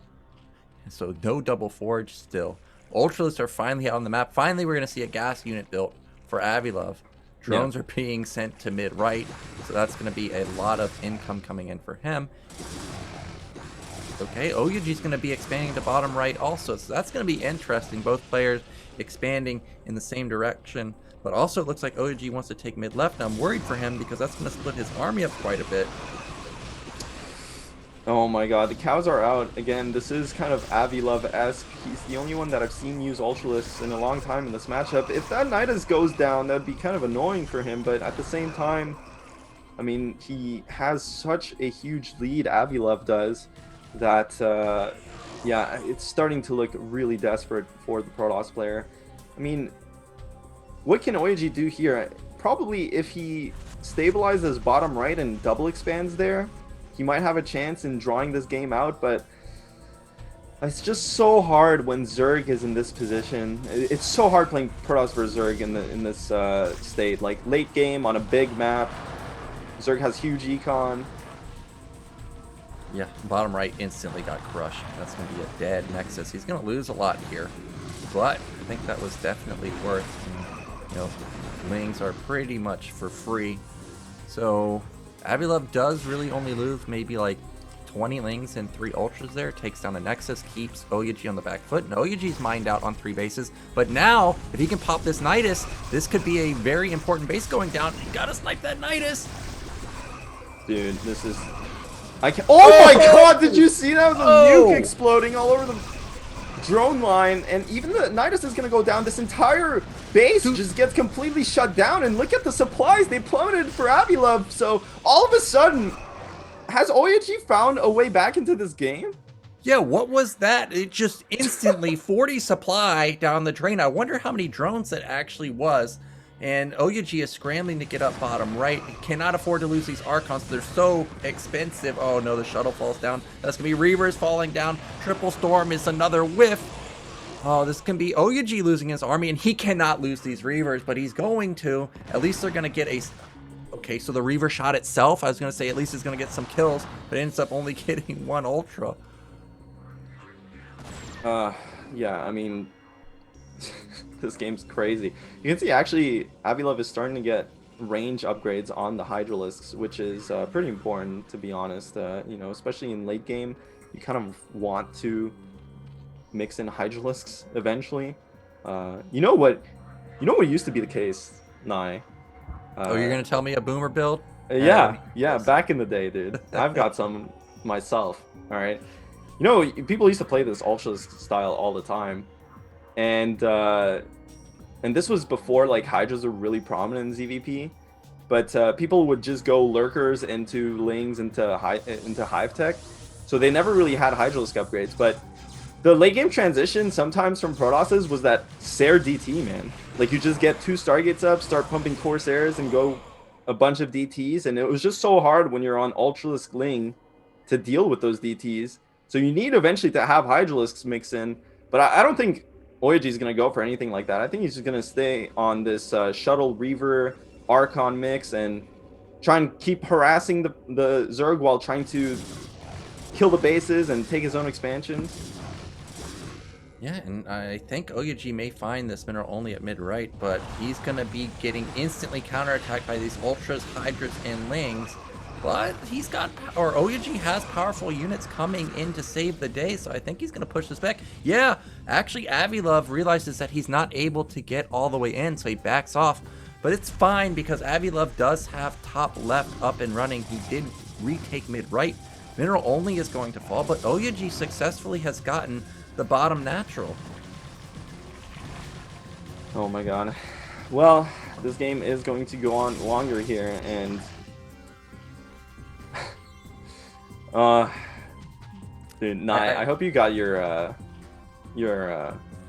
whatever. What is it the kids these days drink? NOS energy drink or something? Monster. Pocari Sweat. NOS Bull. Pocari. Dude, we might be in for like a 40-minute game. I think that this is going to go quite a long time. But Avi-Love, I mean, there's a bunch of units going straight down into bottom right at the base. He's going to just completely kill this base, actually. So, okay, hold that thought. It doesn't look like we're going to be much longer in this game because Protoss is going to lose the new mining base that was so desperately needed. There's so many lurkers here defending this one mining base from Avi-Love with the Spore finishing.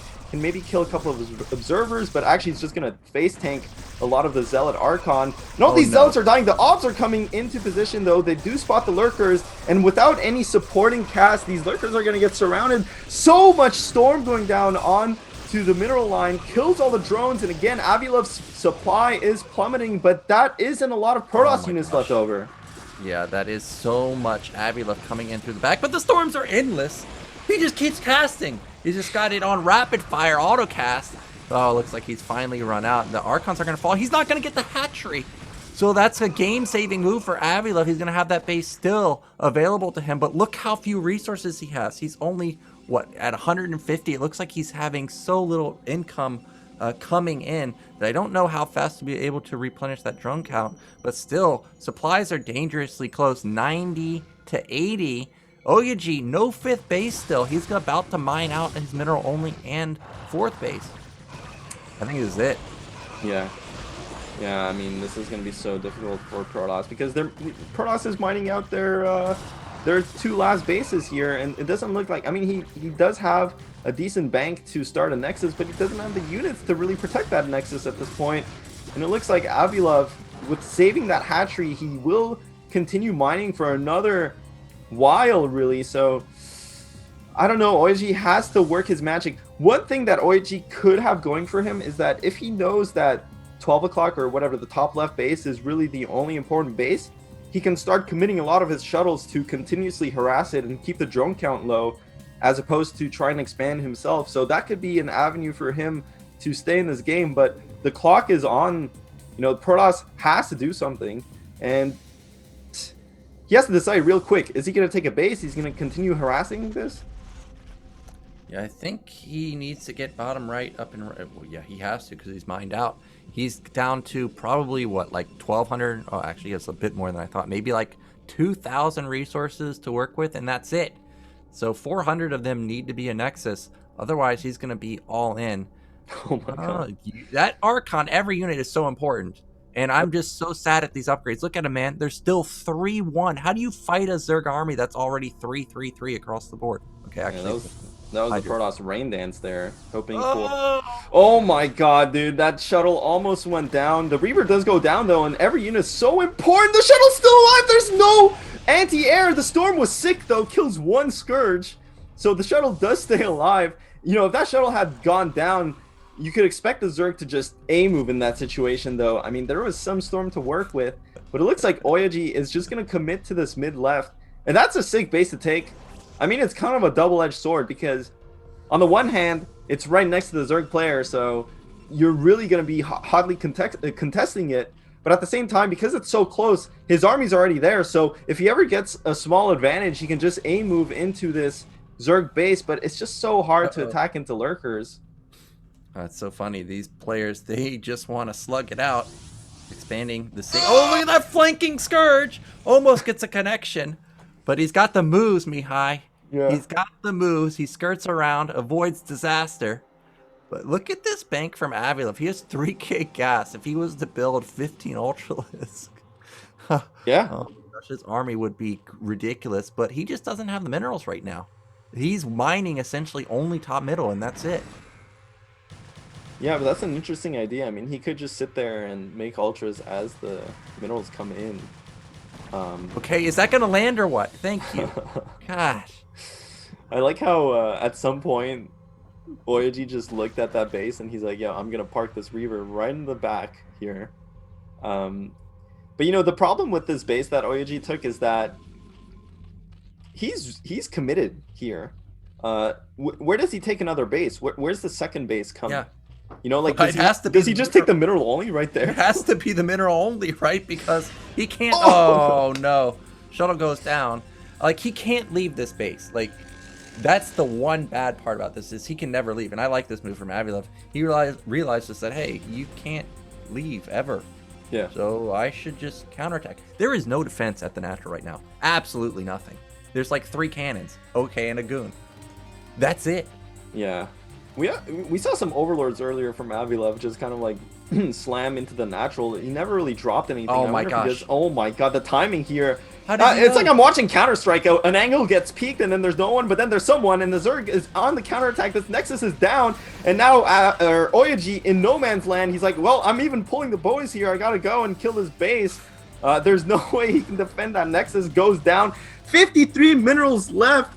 This is all that's left, and this is the only mining base Zerg has with 400 minerals left, so this is really coming down to the wire. That's great. Both players on equal supply counts. 2 Reavers doing God's work, just killing so many Lings, but the Ultralists are still out on the field. 5 Ultras with the Storm on top. Storm does a surprising amount of damage. The Reavers have to do so much damage, so much Storm blanketing everywhere. He has no observer, so he's pushed back. I think he could have won there if he had a single observer, but he doesn't. So he's going to be pushed back for now. And funny enough, just delaying the game is game saving for Avi-Love, because OyA can't build Scarabs. A storm, huge storm kills. What was that, like 10 drones? He really needs to get the observers. Did he lose both Reavers, by the way? Now I cannot find it. Because those Reavers are going to be so important in dealing with these lurkers efficiently. He cannot trade units against these lurkers. He's going to go in anyway. If he loses zealots here, the ops goes down. The shuttle goes down. He got the op. He can't build another one. Oh my god, dude. He can't build another one. I bet you. Mining. Oh no, there's one coming. Got one. This is it. This is the Hail Mary right here. Let's go. What is going on, dude? Well, he doesn't have Reavers to work with. He has to kind of just slam into these lurkers. That's a lot of Archons, though. 5 Archons with a bunch of Zealots. Can't take too much splash damage. 1 Storm on top of the lurker is going to soften it up. Only 3 Sunkens left. 2 lurkers on the way. The Obs dancing around. Does have Ob speed. He cannot lose this Obs. Oh, he can't lose it. It's gone. There are no lurkers left, though. The lurkers are in the eggs. He has to kill the lurkers before they burrow, but he's killing the Sunkens instead. He doesn't want to lose his Archons. Oh my god, he did it! What's Avi-Love doing? He's counterattacking, but there's like cannons. I mean, sure, cannons don't deal that much damage, but it deals some. Yeah, well, jokes on Protoss. I mean, it looks like Protoss can't split up. Protoss can't split up like this. No. You cannot. You know what? He's splitting his army up. Goodbye, Archon. Yeah, you better run. Okay. I like that. That angle's pretty good. Yeah, you like Look at supply, 61 to 67. Avi-Love took mid right during this whole this whole thing at top left. So he's still mining. Probes now just realized that, hey, we should probably distance mine during all this. Yeah, but I mean, with mid-right now coming online for Avi-Love, oh my god, that's so many drones mining. And that's going to force the Protoss army out into the open. It doesn't look like Avi-Love wants to take that engagement. Doesn't feel confident. I mean, those Archons are just so incredibly powerful against the mass Ling composition that Avi-Love has. It looks like he's going to take it anyway. The high ground is going to help. The Hydralisks are not going to do that much damage, but they do reposition. The Archon ball is just there, tearing into the Lings. And oh my god, they completely evaporate the Zerg army. But it looks like there's just a bit too much Zerg. Protoss is going to go down. And Archon is heroic. Oh, all right, man. That's not a hero Archon. That's just a regular Archon. And OyA GG's out. That was an insane game. If OyA could have gotten a 5th base at any point, he would have clutched it. I can't believe how effective his units were. Remember, his Archons were 3-1. They basically had no armor upgrades at all. Just they were doing so much work at the end. Yeah. Oh, I can't believe that game went like that. That was absolutely bananas. Yeah, the shocking part was it looked like we were maybe going to go into a 40-50 minute game if OyA would have secured bottom right, but it looks like Avi-Love kind of found the correct angle and just killed that base. And that was it, man. I mean, yeah, that was crazy. That was a slugfest, man. That was like, yeah, dude, that looked. All right, this is a small secret here for the chat, but that looked fiercer than the boxing matches we have, where we slug it out. Blow for blow. Remind me who often wins those matches? Is it me or you? I mean, I feel like usually it's a tie, right? Yeah, usually it's a tie. Well, you know what I'm most worried about now is I think Avi-Love has used this Ling style 3 or 4 times, and he's won every single time. It seems like nobody's found the answer. And Reaver seems like, in theory, it would be a direct counter. Like, hey, what kills Lings instantly? Oh, Reavers do. And that didn't work. So now what do you do as OyA? You're not going to build goons, because goons aren't the counter to Lings, I don't think. Well, what is the counter to Lings? Zealots suck, goons suck, Archon. It looks like Protoss just garbage. Maybe rushing +3 weapon. Rush +3 weapon and go mass Archon. Yeah. Just bank up all that gas that you have. Don't even get Storm. Just go mass Archon man with Zealots. Maybe he could type in power overwhelming and that'll solve a lot of his problems. Yeah. Could do that. Yeah, well, that's the beauty of StarCraft, guys. You know, it's not like one of these Command and Conquer games where, well, yeah, just make more rocket troops to counter the tank man. StarCraft is a lot about the builds and executing right. And, you know, I'll say this about OyA's choice of strategy for 6 months. That game is that I feel like he went into the Reavers just weren't very cohesive. You know, if you want to do a strong 2-base Reaver timing, that wasn't the build for it. And if you want to do kind of like a turtle-based Reaver playstyle, you want to get up to 3 gas at least. And on that map, that would mean 4 bases with the mineral only and the 3rd gas. Then you start adding your robotics. So I feel like he did a kind of a midway type of build, and it just didn't really work out for him because the attack seemed strong, but behind that, he didn't have a 3rd base. He didn't have double forge. So he kind of lost steam, but despite that, he still almost made a comeback. If you remember that attack at mid-right, where the Reavers just detonated a tactical nuke onto the mineral line of Avi-Love, and 40 supply just went down the drain. But if it weren't for that attack, he would have been struggling that game. Gosu for 39 months. Yeah, so I'm curious what the build order choice is going to be for OyA. Gaz and Palm, thank you so much for the donation. Really appreciate all the support you guys are giving us. Remember, we've already got BSL 12 live, so all this money will go towards other events, I'm pretty sure, or potentially BSL 13. But again, thank you so much for supporting the BSL.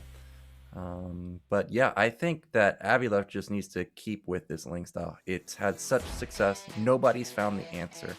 If he does anything else, I feel like that's just throwing away your golden ticket. Like, why deviate from something that just has been working so well? Yeah, well, I mean, what's the next map gonna be? Polypoid? So, We saw Polypoid, this. yeah, I mean, Avi-Love smacked Oya the same way on Polypoid last time, so... What do you do if you're Oya, you know? He's been opening gate first every game, right? I don't know. You don't forge versus this guy, the guy that just builds drones forever. That's not what you do. His zealot pressure has done well every game. I mean, Overwatch Oya got has the multiple tools, kills. man. I just, Yeah. you know, if you're making Reavers, make them Reavers are after so your expensive. bases. Yeah. Yeah, they're so expensive. Like, yeah, they counter lings, but you like build 2 and you spent like a gazillion minerals. Yeah, It's I agree. Crazy. And also, he had speed. Remember, he rushed speed.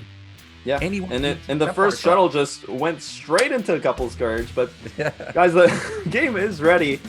Game 3 here. Polypoid. Oya versus Avi-Love. Let's get into it.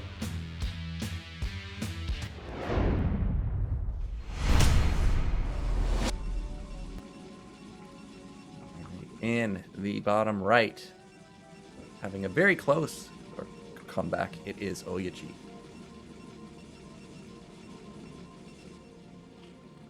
And in the top left is Avi-Love.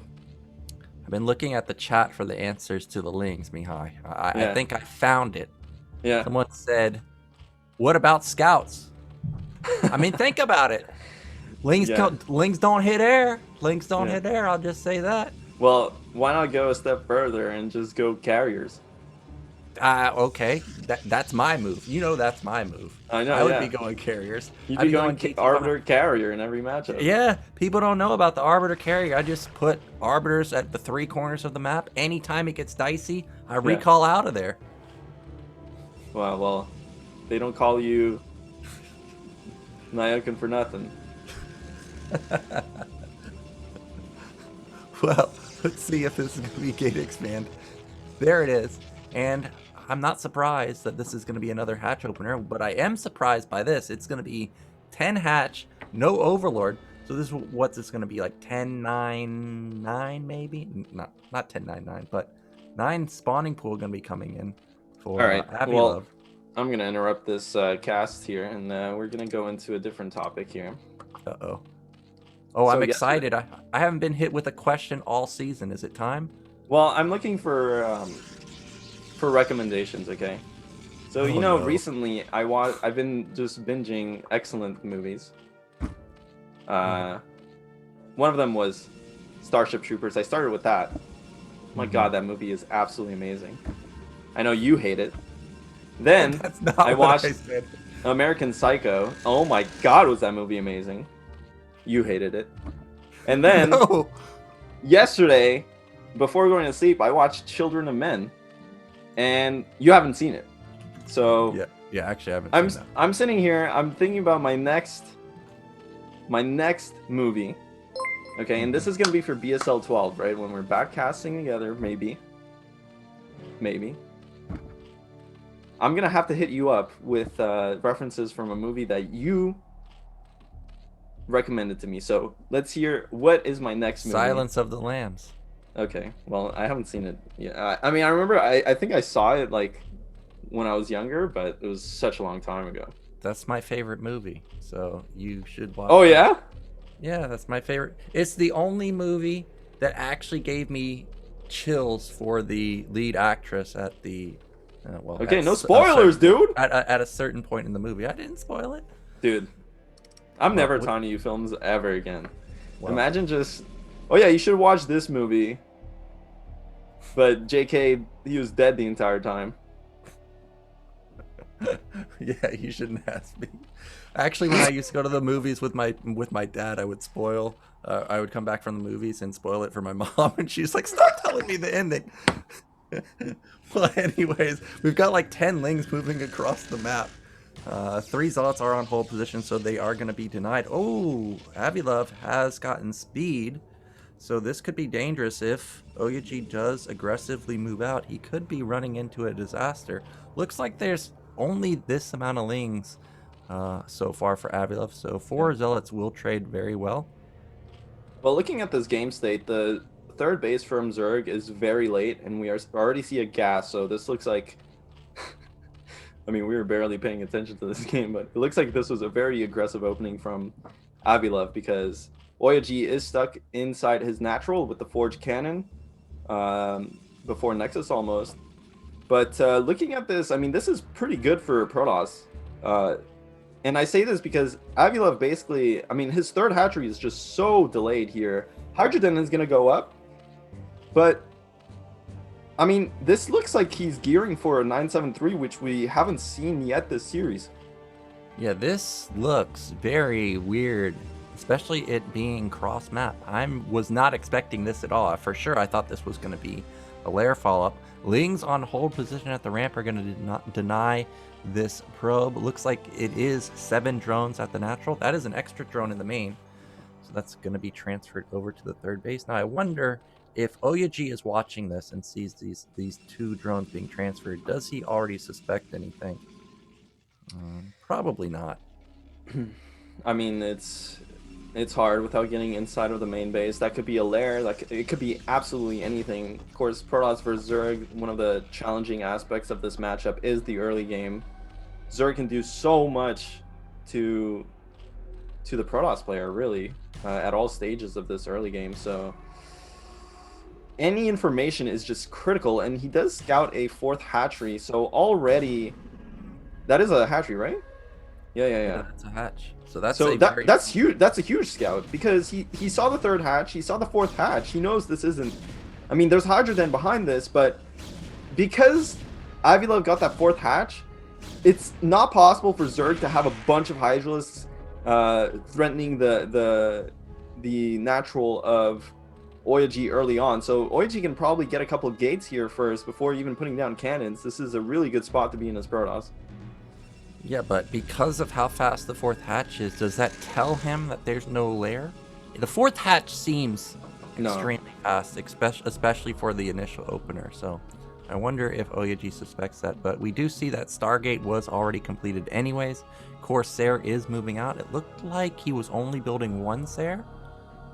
So we'll see if he's going to continue. Oh, he spotted the Hydras now, so he knows exactly what's going on. Yeah, well, he sees a couple Hydras, but I mean, they're slow, and there's like 6 or 7 of them. There's really not that many, so he can definitely react to this. And he saw the earlier 4th hatchery. A couple links coming out too. Now it's starting to get a bit dicey. He's going to move out. He has a lot of zealots, so that's only 6 Hydras, 7 Hydras. He has less Hydras. Avi-Love has less Hydras than the Protoss player has zealots, so not going to be able to put on too much pressure. That's a lot of links coming in though, and obviously if Zerg picks off these Protoss units before the cannons are done, this could be instant disaster for the Protoss player. But behind this, I mean, OyA scouts the additional hatcheries getting plunked down, knows it's not going to be committed all in from the Zerg player, pulls back the units. You know, obviously zealots can't really be out until they have zealot speed against Hydralisks. They're just so inefficient. This Forge, if it does not finish the upgrade, would be massive though for Avi-Love. Oh my gosh, that is so many links, and they're going to surround these zealots. The Forge does fall. +1 gets canceled. It was so close to being done too. So that is painful. And now OyA, what's his response going to be? Is he just going to instantly put down tons and tons of gateways? That looks like that's the case. Now zealots with speed kick in, but it's too late to save that Forge, of course. Hydras may end up getting picked off, but the damage is done. Yeah, I mean, killing the Forge was massive, but, you know, at the same time, I mean, he did kill the Forge. He did get 4 cannons there. Looks like the gateways are not necessarily on time. So all in all, that was definitely a successful attack from the Zerg player. And I think that boils down to the fact that OyA had 7 zealots that didn't really do much in the early game and didn't really prevent the Forge from going down before the upgrade finished. So definitely a comfy spot to be in as the Zerg player, though.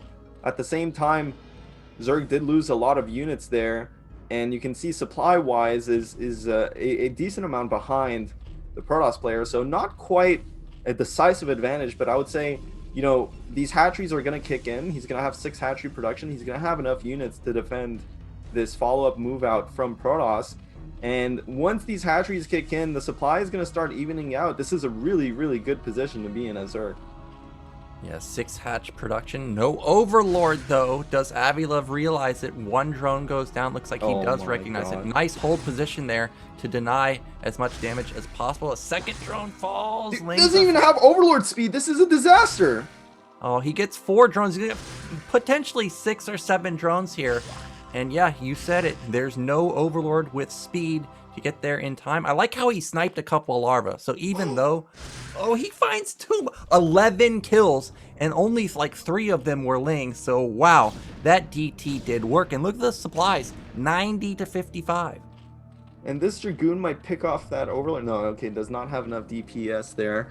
I do like how OyA has the one Corsair in between the second and the third base there for Avi-Love, kind of denying any Overlords that might be flying there. But I can't believe... I was just ranting, Nyokin, about how Zerg's in a good spot, but that definitely swung the game back in favor of the Protoss. I mean, there's so much mining time that went down the drain for Avi-Love on top of just the endless amount of drones that died to the one single DT. So definitely bought Avi-Love a lot of tempo into, or rather OyA into this game. And now you can see OyA behind this is taking a third base. He has a decent amount of units with a substantial supply lead at this point. Does not have upgrades though, and that is still a major issue for the Protoss player. Yeah, Sunkens are being spammed at the natural and the third base. Looks like the natural could potentially be breached. I don't see the third base actually being busted. Those Sunkens do complete in time at the natural. So it looks like third base is what OyA is looking for. Let's see. Okay, Oh my god, dude! Drones. That's gonna be another fat storm on top of the Hydralisk. Does he have? That's a lot of zealots. Only the 3 sunks though are quite a lot, especially tucked in behind the hatcheries. Is that gonna be enough to break him? I think if he went for the Sunkens, he could kill it. The Templars, especially sitting on the ramp, dealing with the Hydras on the low ground, will trade so effectively. Now behind this, OyA, just like in the Overwatch game, is taking a third base with it. I'm shocked that this base ended up holding, but it looks like the Sim City is messing up the AI just incredibly. Another great storm hits all the drones. 46 supplied at 100 now. Well, already this attack has paid dividends and just killing all those drones. Even if he loses all the units here, OyA, I mean, he's going to be so far ahead economically. The third base is online for the Protoss player. The third base is offline for the Zerg player. Supply difference tells the tale here. Double supply for Protoss. I mean, this is a disaster situation for Avi-Love, and I feel like, you know, if we ever look back on this series between the two players here in the 3rd and 4th place match, we're just gonna remember drones dying left, right, and center, man. That's like the theme of this series so far. Whether it's Zealots, where there's Templars, where it's the tactical nukes from the Reavers. I mean, it's just absolutely insane how many drones have died for Avi-Love, and he can never really get his kind of tempo going, his economy going. And I do wonder, does Avi-Love tend to drone up a bit too much? Well, I think he has to. He lost all those drones at top middle. He's got to do something greedy. He can't afford to just build units because he's never going to be able to match the econ of OyA. So I think this is a fine move, but as you said, doubling the supply, wow, that's another drone cycle. Now that might have been a little bit too much. And with mass goons being pumped out from OyA, I think he's got the natural on the menu. Looks like he may, yeah, he's going to continue to push the issue into the nat, and there's really just 3 Sunkens and 4 Hydras left over. Yeah, I mean, this is there's so much Protoss to fight against as Zerg, and when you're this far behind in supply and storms again on top of the drones, man, OyA really hates drones. Die, insects, die as he storms them to death. And yeah, I don't know. I mean, that's going to be it for this game. Yeah, so this is going to put OyA at a 2-1 lead. This is going to be the last lifeline for Avi-Love potentially. If he doesn't win here, he is going to be knocked out in 4th place. For now, he's holding on simply because there's no observer. If there was an observer, that lurker would be taken out. But still, the Hydras can't kill these goons. Yeah, but I mean, like, Protoss is taking a 4th base behind us. That Corsair is still chilling there the entire game, just killing one Overlord every couple minutes there. So annoying. But yeah, with the 4th base coming in, now shuttles coming in as well, gateway units, everything. Protoss has everything online here, and Zerg just struggling economically. It's going to be almost impossible really to stop this onslaught of Protoss. More storms, dude. I mean, what's the weather forecast on Ire look like? Cloudy with a chance of lightning. Because of course this is the Ire tile set too, mind you. Looks like Protoss will defend their home world this time. Yeah, indeed. With those just unstoppable storms. And now he's got a sizable army. He could just end this game. Where's the observer, man? I'm waiting for the op. Instead, he's decided that he wants a Reaver. Looks like he wants to just play with his food. Now going for a Zealot drop into the main. Of course, there's nothing there. Yeah, well, like you said, there's nothing there. I mean, of course, this is a tournament game. Avi-Love probably thinking about the next game at this point. You know, you don't want to prematurely leave any games. There's no reason to, really. You know, I can't...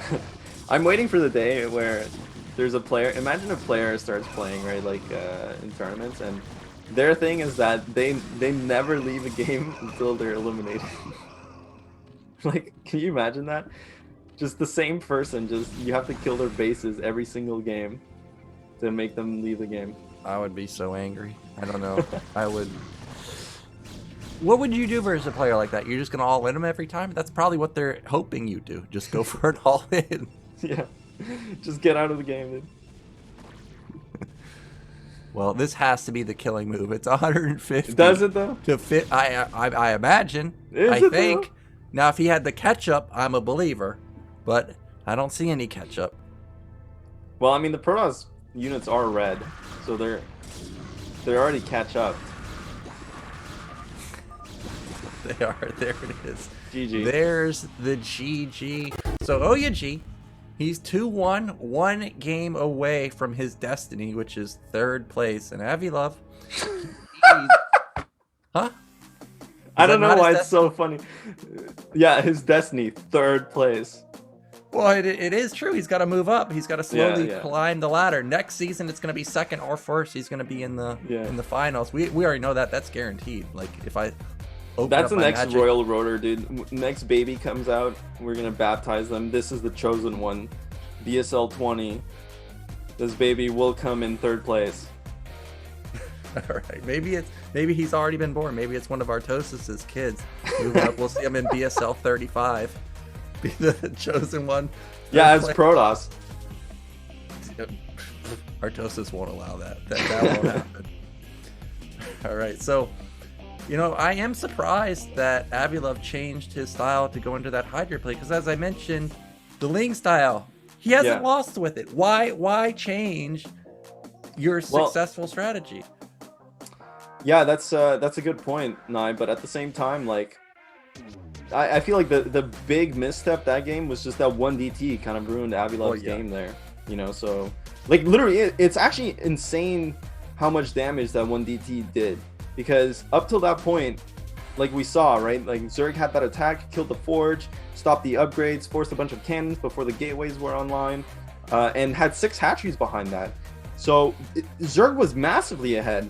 I mean, massively, you know, of course the supplies were still decent for Protoss, but that's definitely the kind of spot that you want to be in as Zerg to like get into the mid game, get into the late game with a significant advantage. But then the one DT just kind of waltzes in, stops mining for a good minute, kills 11 units, most of them drones, and from there the game was downhill from Avi-Love. And honestly, that's been kind of I would say the trend here in their series is that Avi-Love, if he gets to the late game unhindered, he tends to win or do really well, but it looks like he always struggles in the early to mid game at some point. Well, we'll see if he can fix that, because this is potentially his last game. I feel like his mid game has been is Subagosu for 7 good. months. Just like the early, like the actual early stages, like with the Zealot pressures, where it kind of hasn't been too kind to him. When that DT walked in, I was thinking back to my games, like when I played Terran versus Protoss. It's like I use all my scan energy, and then a DT walks in. It's like, oh, congratulations, you walked in right when I don't have any energy. It's kind of similar, like, oh, look, I didn't pop an Overlord in time. Congratulations, you get 10 drone kills for free. So that is quite tilting. But now, I feel like Avi-Love just has to go for the link, right? Like he has to. Like, but now OyA is going to know that, right? So I don't know what Avi-Love should do to mix it up. You know, I think that he could potentially pull up that Overwatch style, because until those Scourge connected onto one Corsair, remember he had like 8 Scourge and they all connected onto a single Sair? Everything looked fine for him. Yeah. Well, we'll see.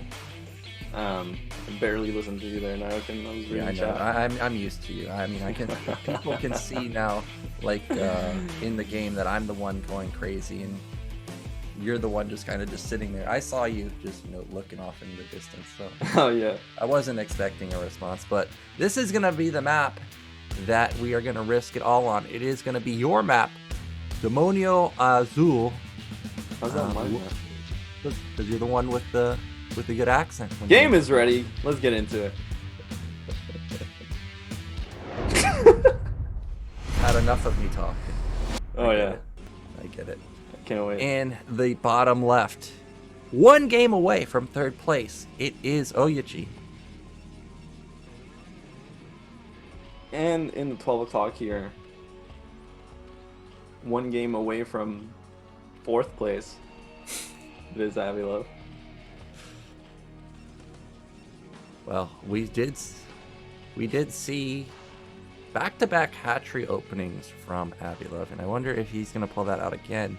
Remember Overwatch, I did like that build. He was transitioning out of it quite well despite having very low econ in the early stage with the 9 pool.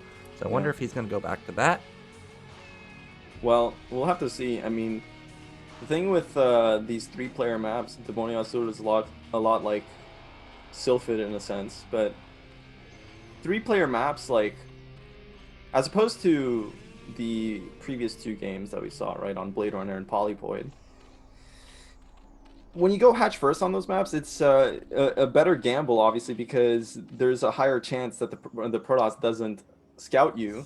Plus, there's a chance that you get really far rush distances. But on this map, because it's a 3-player map, like, you will get scouted in time, and the gateway, the zealot, will make it inside of your mineral line before your pool finishes, or rather your zerglings finish, if you choose to go for hatch first. So in general, it's much more risky, I would say, on these types of maps. And you can see OyA has a 6 scouting pattern where he only pushes up, he pokes up the probe, sees that there's no overlord, then he changes directions, and he is going to scout Zerg first.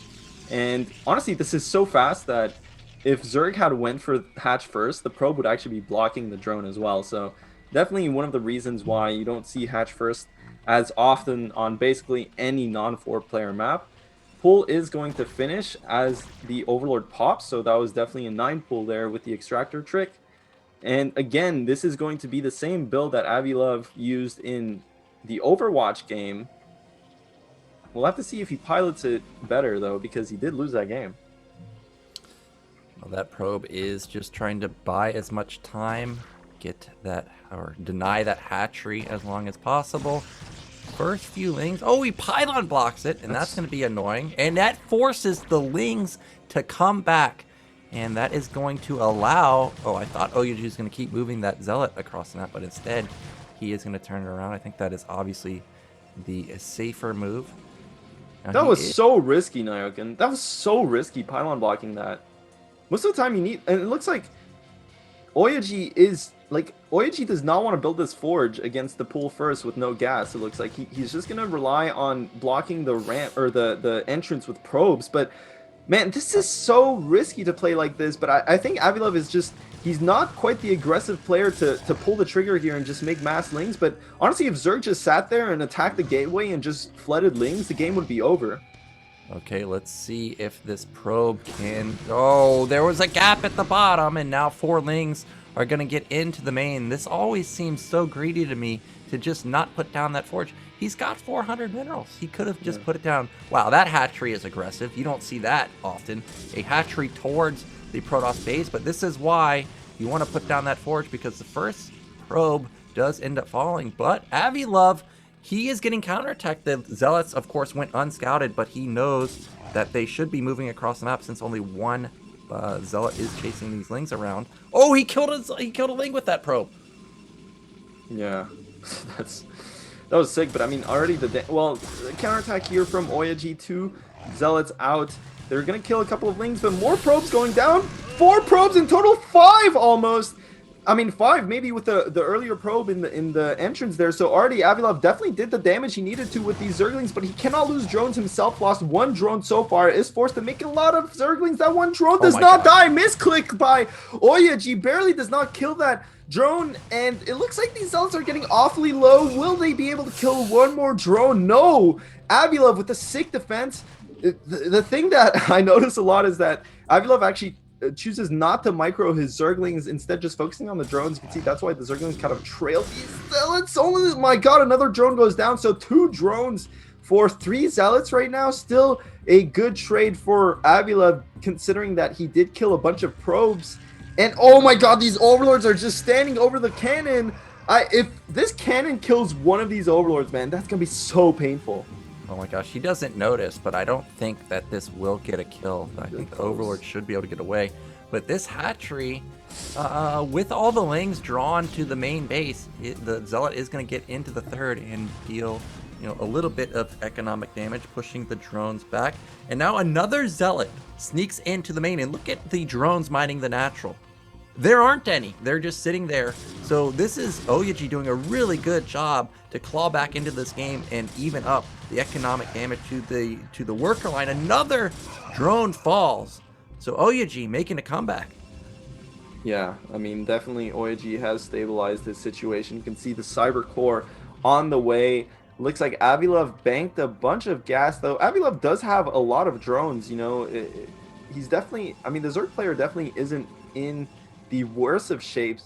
The problem with the opening here is that Avi-Love actually banked that gas, did not commit to Link speed, or actually he does have Link speed, right? So at least he got Link speed, but did not make a lair. So now this Hydralisk follow-up, I mean, I feel like he has to all in at this point, because the Cyber Core is already done. Stargate is going to come up any time now. He does have a lot of drones, so he can actually sustain a huge amount of Hydralisks, and only 1 cannon from OyA G. I mean, from the spectator point of view, because we can see everything, it looks like this game is ripe for like a huge Hydralisk flood, but it looks like instead Avi-Love is droning behind this, and he is most likely going to play a 5 hatch before lair type of build. But I don't know, man. I mean, Protoss is in a really nice spot here to deal with this, I feel like.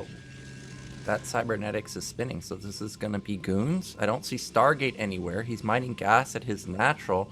So this is going to be the goon build that a lot of players talk about when they talk about OyA G.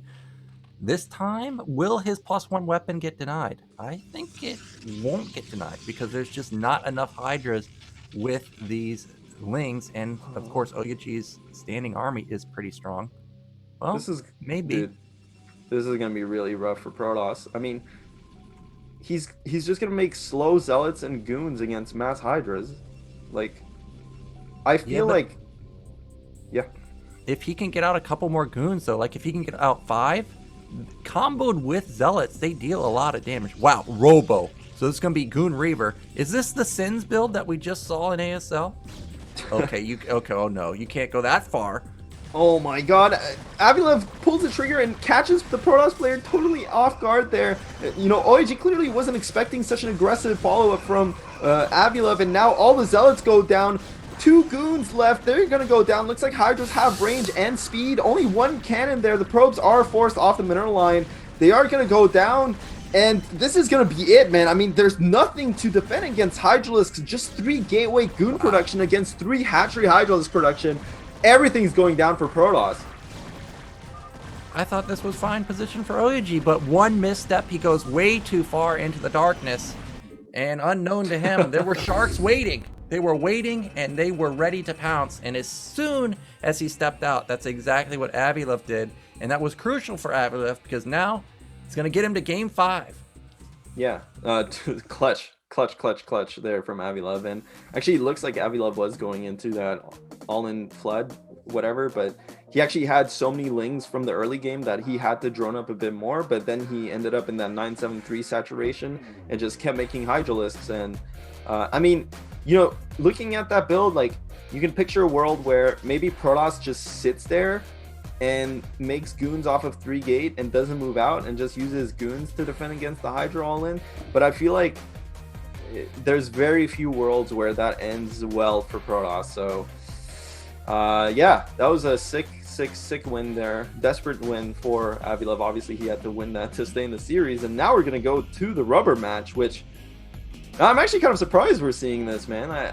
I mean, I thought this was going to be a close matchup, but I don't know. Actually getting to this point is kind of surprising. Yeah, it's going to go 3-2 for somebody, and the map choice is going to be Sylphid. That's what these players have opted into. Gold Rush and Eclipse were banned. No shocker that Gold Rush ended up getting banned. But I am a little bit surprised that Eclipse got banned because that seemed like a map that a lot of players would want to play. But still, Sylphid very standard, so no shocker here. Now, I kind of hope that we see this, and you know what I'm going to say. I hope we see the OyA gates in the middle of the map. How ballsy would that be? In game 5, everything on the line, you just go all in with the gates. That'd be so sick. But man, that would be so sick, but I feel like it's almost telegraphed, but not really. Sylphid is such a hard map for PvZ. It's such a hard map for PvZ. So we'll have to see. I mean, it wouldn't be I don't think it's a bad idea, Nyokin, but it's going to be hard. I mean, if Avi-Love opens with the 9 pull that he's been opening with a couple games here, I feel like that already is a decent response because you can be just so aggressive. You know, usually when you see that gate, that proxy gate, it's usually against something like an overpull into hatch where, you know, the Zerg, it looks like we might have the game ready here, so I don't go into our plans. Okay, so yeah, the game's ready, guys. Rubber match between these two giants. Get into it.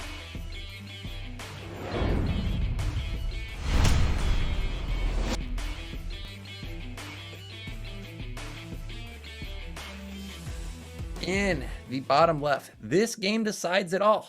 We have our red Protoss player. It is OyA. And in the bottom right, in the blue Zerg, it is Avi-Love. And I have to stop myself from going on a major rant while the game started, Nyokin. But yeah, the thing is that proxy gate stuff is really good versus overpull into hatchery because, you know, overpull hatchery is actually very defensive and you don't really have lings out on the map early on. But if you 9 pull, like Avi-Love has been doing, and Avi-Love gets the 6 lings before putting down the hatchery, there's never an opportunity for Protoss to get a pylon in the middle of the map. Well, what's funny is also if you think back to what OyA has been showing with the gate and then skipping the forge, like he's done it consistently. And now this is kind of setting up for the perfect storm because Avi-Love's not going to scout him first.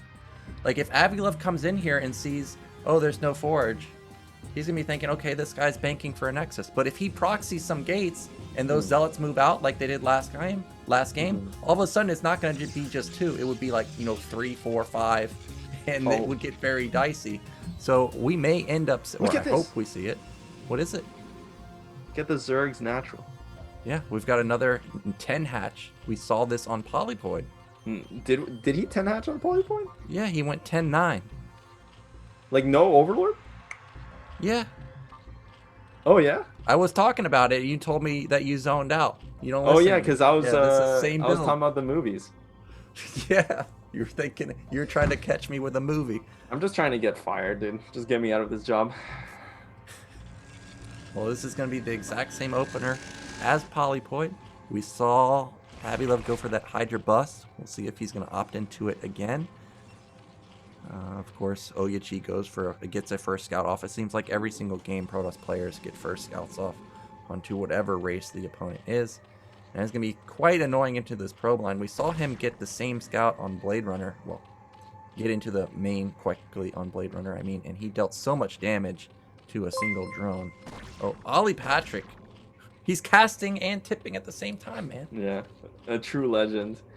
You know, Ollie Patrick and Death Fate are just such incredibly nice guys, and again, like, huge thanks to them for covering this event in Spanish, and they do so much work.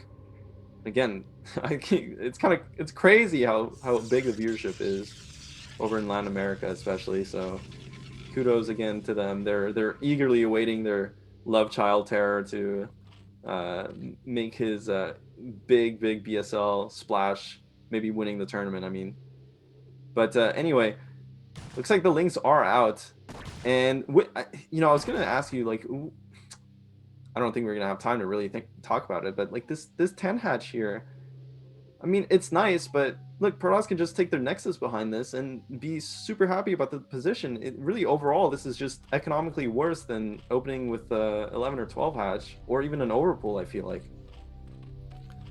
Yeah, we'll see what Avi-Love wants to do with this. We already, as I said, we saw it on Polypoid, ended up busting. So we may see that again. Forge is already out for OyA, so it's going to be plopping down that cannon pretty soon. There is a gap, of course, in the top side. Sylphid has such a wide choke that a few may be able to scoot in. Probe is in the mineral line, or in the main base, I mean, of Avi-Love. Got a full scout off. Should see that no lair has started. I think that was speed that just started for... Oh, he gets in! How does he do it? That's heartbreaking as Protoss. This is so disastrous. The cannon gets canceled. I think he's got speed coming, so this might just be all in lings. Please be all in lings. Do if it, I were, Avi-Love. If I were Zerg, I would pull the trigger, especially once you get Yeah. 5 lings inside the base. You cancel the first cannon, but it is Avi-Love. It's so unlikely. The probe is still inside the base, so if OyA, I mean, OyA will be aware of it coming, but it doesn't matter. That's if he's... Oh, he's doing it. He's building lings. Now, at the natural, how did he build any cannons? I imagine he had to have built some cannons. At least one. No, okay, it's not just gonna work. one. It's too late. No, it's too late. I mean, the Zerglings in the main base get killed as well. Oh, yeah, and he's droning behind this. Okay, so I was getting hyped for nothing. Oh, see ya, probe. And he catches that zealot at the top sign. So no drone kills for him. So Avi-Love, he is just going to try and transition out of it. Cybernetics has started. 4th hatch is already coming up, so that's great for Avi-Love. He's going to get his macro going very strong pretty quickly. I don't know. This is a good spot to be in for the Protoss player, honestly. I mean, that was literally almost heartbreaking, especially when you let in 5 lings like that. It's just so disastrous. But Avi-Love made a couple more lings than he needed to. I wonder if he was actually hesitating to pulling the trigger there, because those weren't drones, and now all of a sudden, I mean, he does have that 4th hatchery coming, but I mean, Protoss, he has a lot of zealots, doesn't want to quite push out just yet. That is a huge hole at the natural to cover, really. So once the zealots move out of position, counterattacks are just so difficult to deal with. Citadel coming up, so it looks, with a second gas here, is this going to be a fast Templar Archives? This could be a lot of gas coming in and going into those high-tech units for OyA. We may see something like Zealot Archon. I talked about it earlier. Zealot is going to come into the natural and see that already there's an evolution chamber. And I think that's for ling upgrades, but it doesn't have to be. Comes in, sees that there's no lair, no Hydra Den. So I think OyA should be anticipating that ling style. Oh, he's going to get a drone kill. Oh, he didn't. How? Dude, did you see that though? The second shot just didn't land there. Of course, there's an animation for that. So, and each hit gets registered once. So that's not something you see every day. Second shot there, not connecting. Drone lives with 2 HP or something crazy. Double gateway here. Robotics again, facility. Man. It's going to be a Reaver again. It's going to be the same thing we saw in Blade Runner. Yeah. I'm so sad about this. It's actually the same thing we saw in Demonio Azul, but he got slapped before it came online. What do you think about like rushing a second forge and then just matching the upgrades of Zerg if you suspect it to be, you know, mass lings again? Yeah, well, I mean, I feel like that's the correct play, right, Nyokin? But I mean, you know, OyA definitely has his own style, and it has been working for him in the tournament, so can't really fault him for going for this. If anything, I'm surprised. You know, I thought as soon as you said it's going to be a Zealot Archon push, I'm like, yeah, that makes a lot of sense. When you rush that second gas with the Templar Archives, I mean, it could be a lot of things. It could be really fast DTs, though honestly, really fast DTs without Corsair support is pretty wasted. So I was expecting to see that Archon push. Didn't came. Nice counterattack here from Avi-Love. Is it though? Because the Lings kind of get stuck up and they kill the cannons, but the cannons are kind of irrelevant at this point, and he's really kind of throwing away all these Lings, and Zealot speed kicks in. Only 3 Lings make it inside of the main base. They are going to kill a lot of probes, though. This is really annoying to deal with as Protoss, but he can maybe just pull all his probes and fight. Another probe goes down, and another one. So that was almost worth, but so many Zerglings went down. Only has Sunkens, but they're not morphed. Yeah, but he doesn't know that the third base hasn't morphed yet, so he pokes into the natural, and now he's going to go to the third and see there's nothing there, and those Sunkens are on the wrong side. There's nothing to save them. Nice drone drill, but is it enough? Well, the 3 Sunkens do complete, and they do get a lot of hits off before going down, and a bunch of Lings spawn as well. Zealot's going for the drones, realizing that he cannot do any more damage. Killing the drones off is going to be really important, but yeah, I mean, behind this, Avi-Love did scout that robotics with that run by as well, so he should be expecting some kind of Reaver play, I suppose. I mean, there's no other reason to get a robotics that early, and a lot of OyA's Zealots have went down now, and so he's gonna have to rebuild the force, but you kind of never see Zealot Reaver. This is so out there, man. Usually it's a Dragoon Reaver composition because it just matches up a bit better, it pairs up better than the Zealots do. The Zealots don't really protect the Reavers as much. And really, to be honest, like, here's the thing that I'm not too sure about right now. Zealots and Reavers, they kind of have the same role, you know, in dealing with Zerglings and even dealing with Hydralisks to an extent, but specifically with Zerglings. So I'm not quite sure that this is going to be too cohesive a composition. Yeah, I'm just looking at the comp as you said, and just kind of surprised because now he's going into goons. Like the goons, sure, you have to have some anti-air, otherwise mutas just ruin your day. But I don't know about this comp. Luckily for OyA right now, there's no crackling upgrades. There's just +1 armor. How does Avi-Love know that Protoss has moved out? He instantly counters attacks again right when Protoss moves out, and now OyA's got to turn around. And this forces, oh my gosh, this is going to allow Avi-Love to get crackling. Yeah, well, that was a sick timing there on Avi-Love's counterattack, and so many Lings, they're just going to wreak havoc. The shuttle is in position to drop the Reaver. You know, the Reaver is going to do a lot of damage to these Lings, but the Zerglings are so cheap. They're basically free. They're buying so much time, wrecking so much havoc inside the Protoss's base. Meanwhile, back at Avi-Love's side of the map, I mean, he's building a couple more Sunks. Of course, Sunks aren't too good against Reavers. Hive is nowhere near done. Spire's nowhere near done. So actually, this counterattack from... Okay, wait a second. This counterattack from OyA is looking really spicy, though. Looks like Avi-Love is just going to go for the same style. He's going to try and get into position to counterattack once again. But is that going to be enough? He's forcing OyA back again, and this is just buying Avi-Love so much time to get an overwhelming amount of Lings.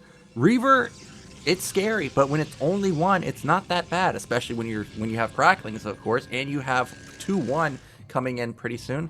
Now this Reaver may find success into the mineral line, or is this going to be another storm drop? Double Reaver. Oh my god, dude. Of course the Scourge are there. Oh my god, that one Scourge didn't actually connect. That could have been game over right there. But he does have shuttle speed. It almost looks like, I don't know why, but when you have the camera following the unit, it looks way slower than it is in the game. But shuttle speed is done, so he can outrun that Scourge. Oh my god, that was... Dude, OyA is 1 pixel away from losing the game. Everything he's got is in that shuttle. That shuttle is so important. Those 2 Reavers are what's going to bust Zerg, and if OyA doesn't do some damage, we're back into that Blade Runner situation. Doesn't have double Forge, doesn't have a third base, doesn't have anything to contest this Hive with double Evo going. I think Avi-Love's a little too far away, and I have a feeling he might go for a counterattack, and that would be catastrophic for him. There's no way he's busting, winning with a counterattack. There's just way too much defense.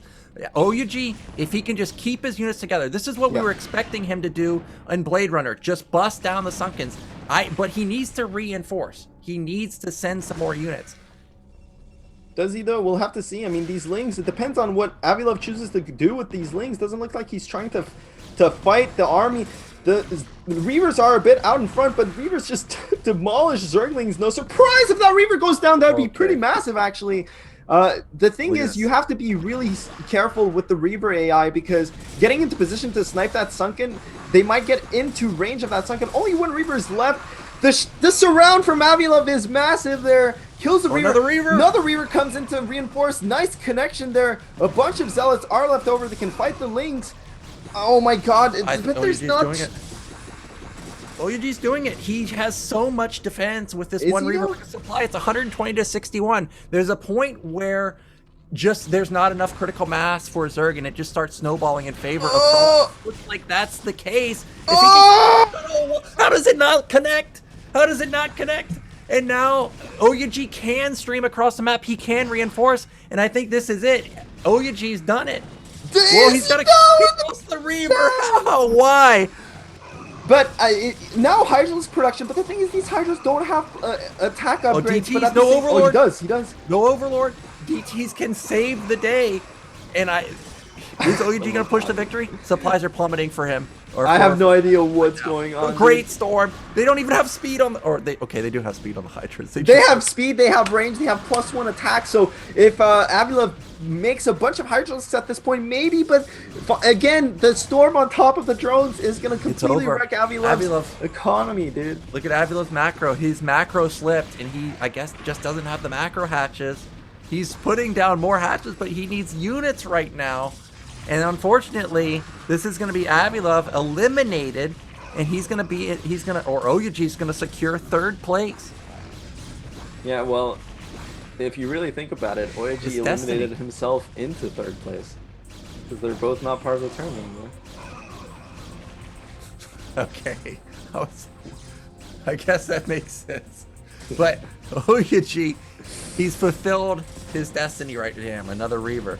Man, I thought for sure that the overwhelming amount of Lings was going to win at the initial engagement, but OyA, with nice surround on his Reavers, he is going to pick up the victory. And look at him sneakily taking top middle.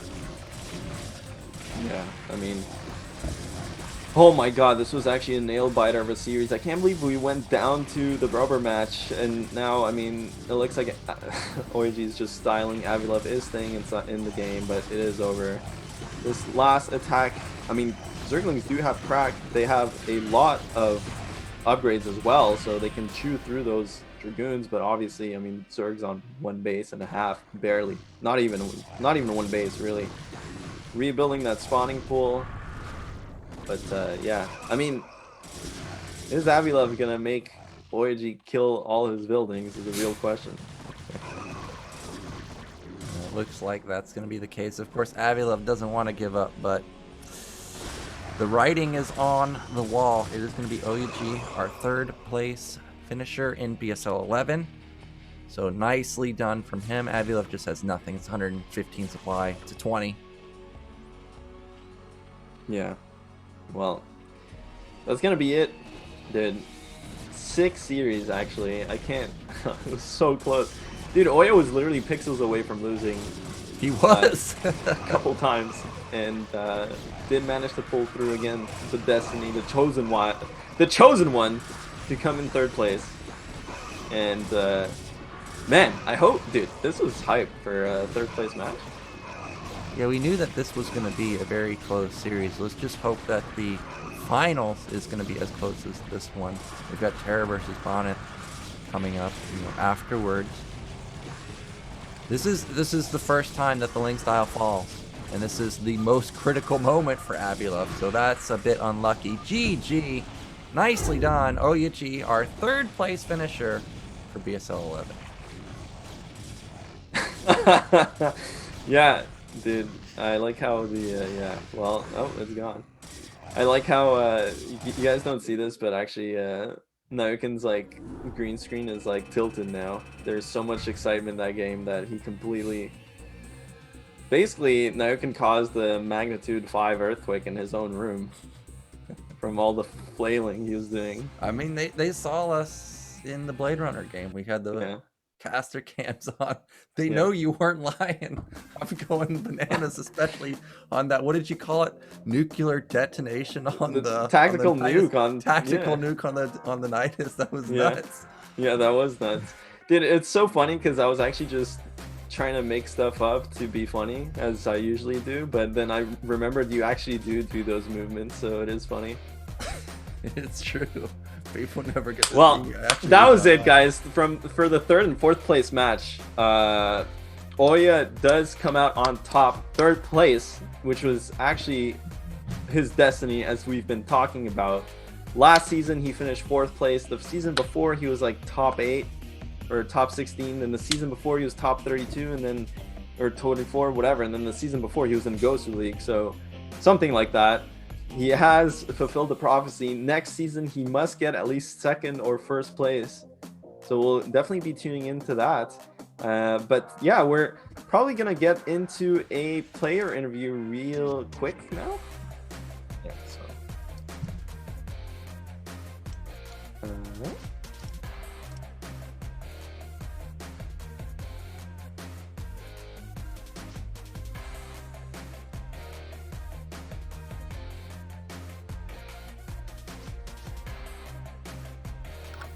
Not join. Sorry?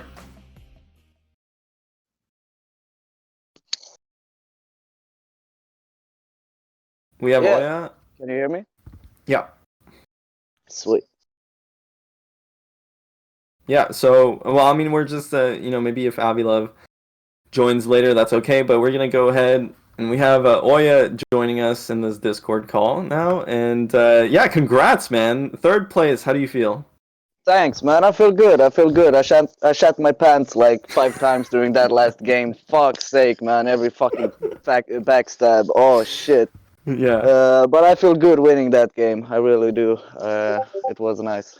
So, talk to us about what you just played against. And we saw this even in the series that you guys played earlier in the tournament. But Avi-Love likes to go for that hive, likes to go for just massling, kind of not a style you see too often.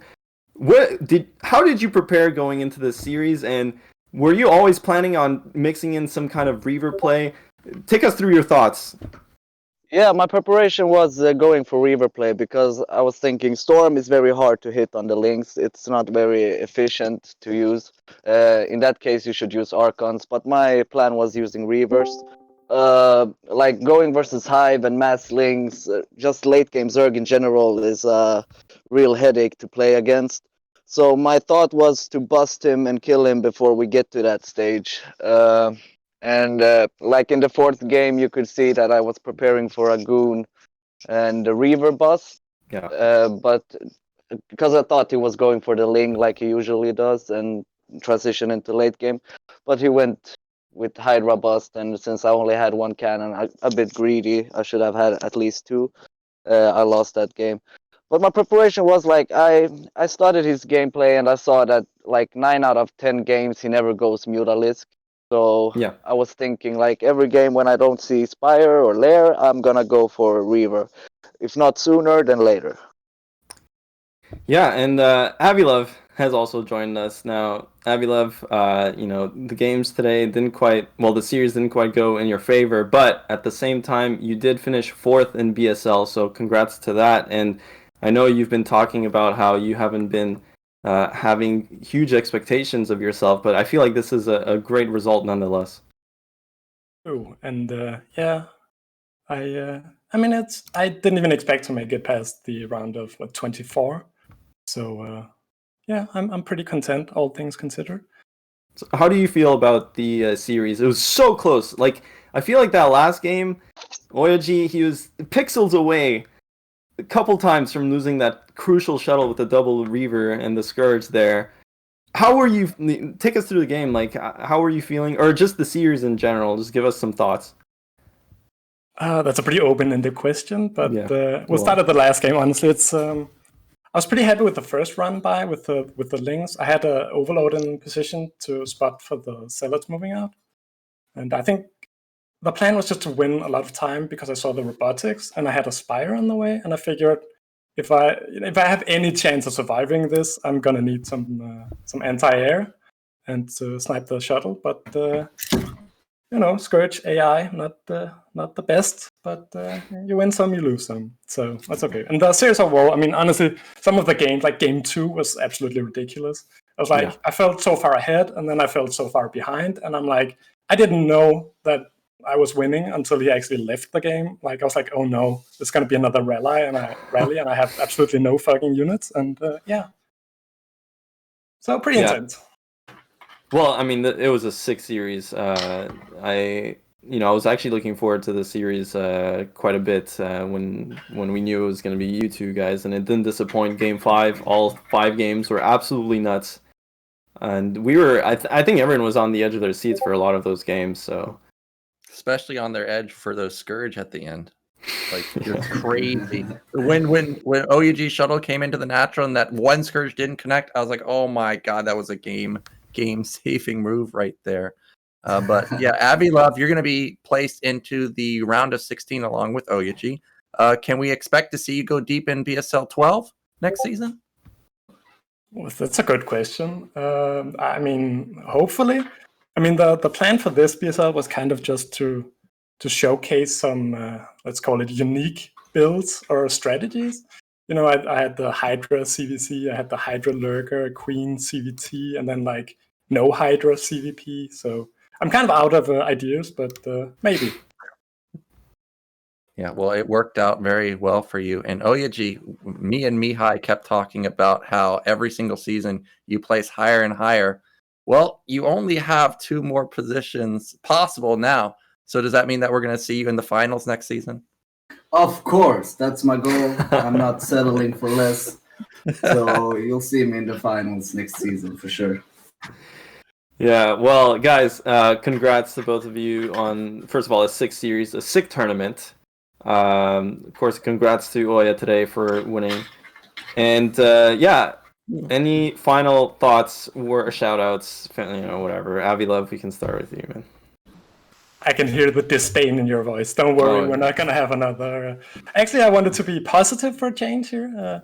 And then there were 2 outstanding performances in the Ascension tournament. And don't worry, this is not a thinly veiled insult against Father or Jaeyoon. This is actually our 2 beloved casters here. So congratulations to both of you. That was really well done. Well, thanks. Thank you. Maybe we'll ascend in BSL 12. We'll get off the caster booth into the player booth. Maybe. Yeah, no comment. Yeah, okay. Well, thanks, Avi-Love. Congrats again for the sick tournament, though. All things considered. And OyA, any final words? As always, a big thanks to the Brood War community, and also a special thanks to Gorinich, Tsiki, and Crossy for practicing with me to this series. And see you next time, next BSL, when I'm hopefully the champ. Because even though I'm happy for 3rd place, I'm not content with it. So, but yeah, thank you guys. Yeah, thanks a lot, guys.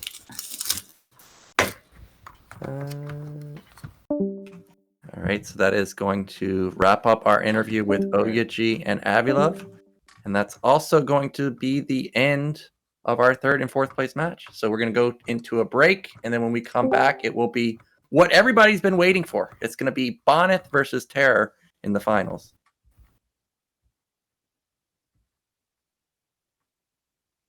Yeah.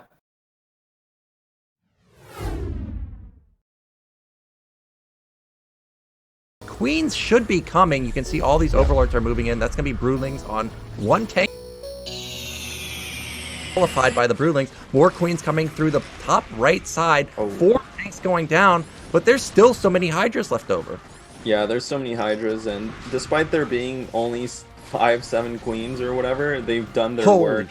and there's so many Hydras left over. Oh and my now, gosh. okay, so this Avi-Love actually was droning for a really long time there, and he's just gonna completely smack this down. So, as I mentioned, if the mutas are out of position, like they are right now, Terror can get in. I'm surprised that Avi-Love moved into the back. I guess he thought maybe the drop was coming over there or something, and Terror is pushing the issue.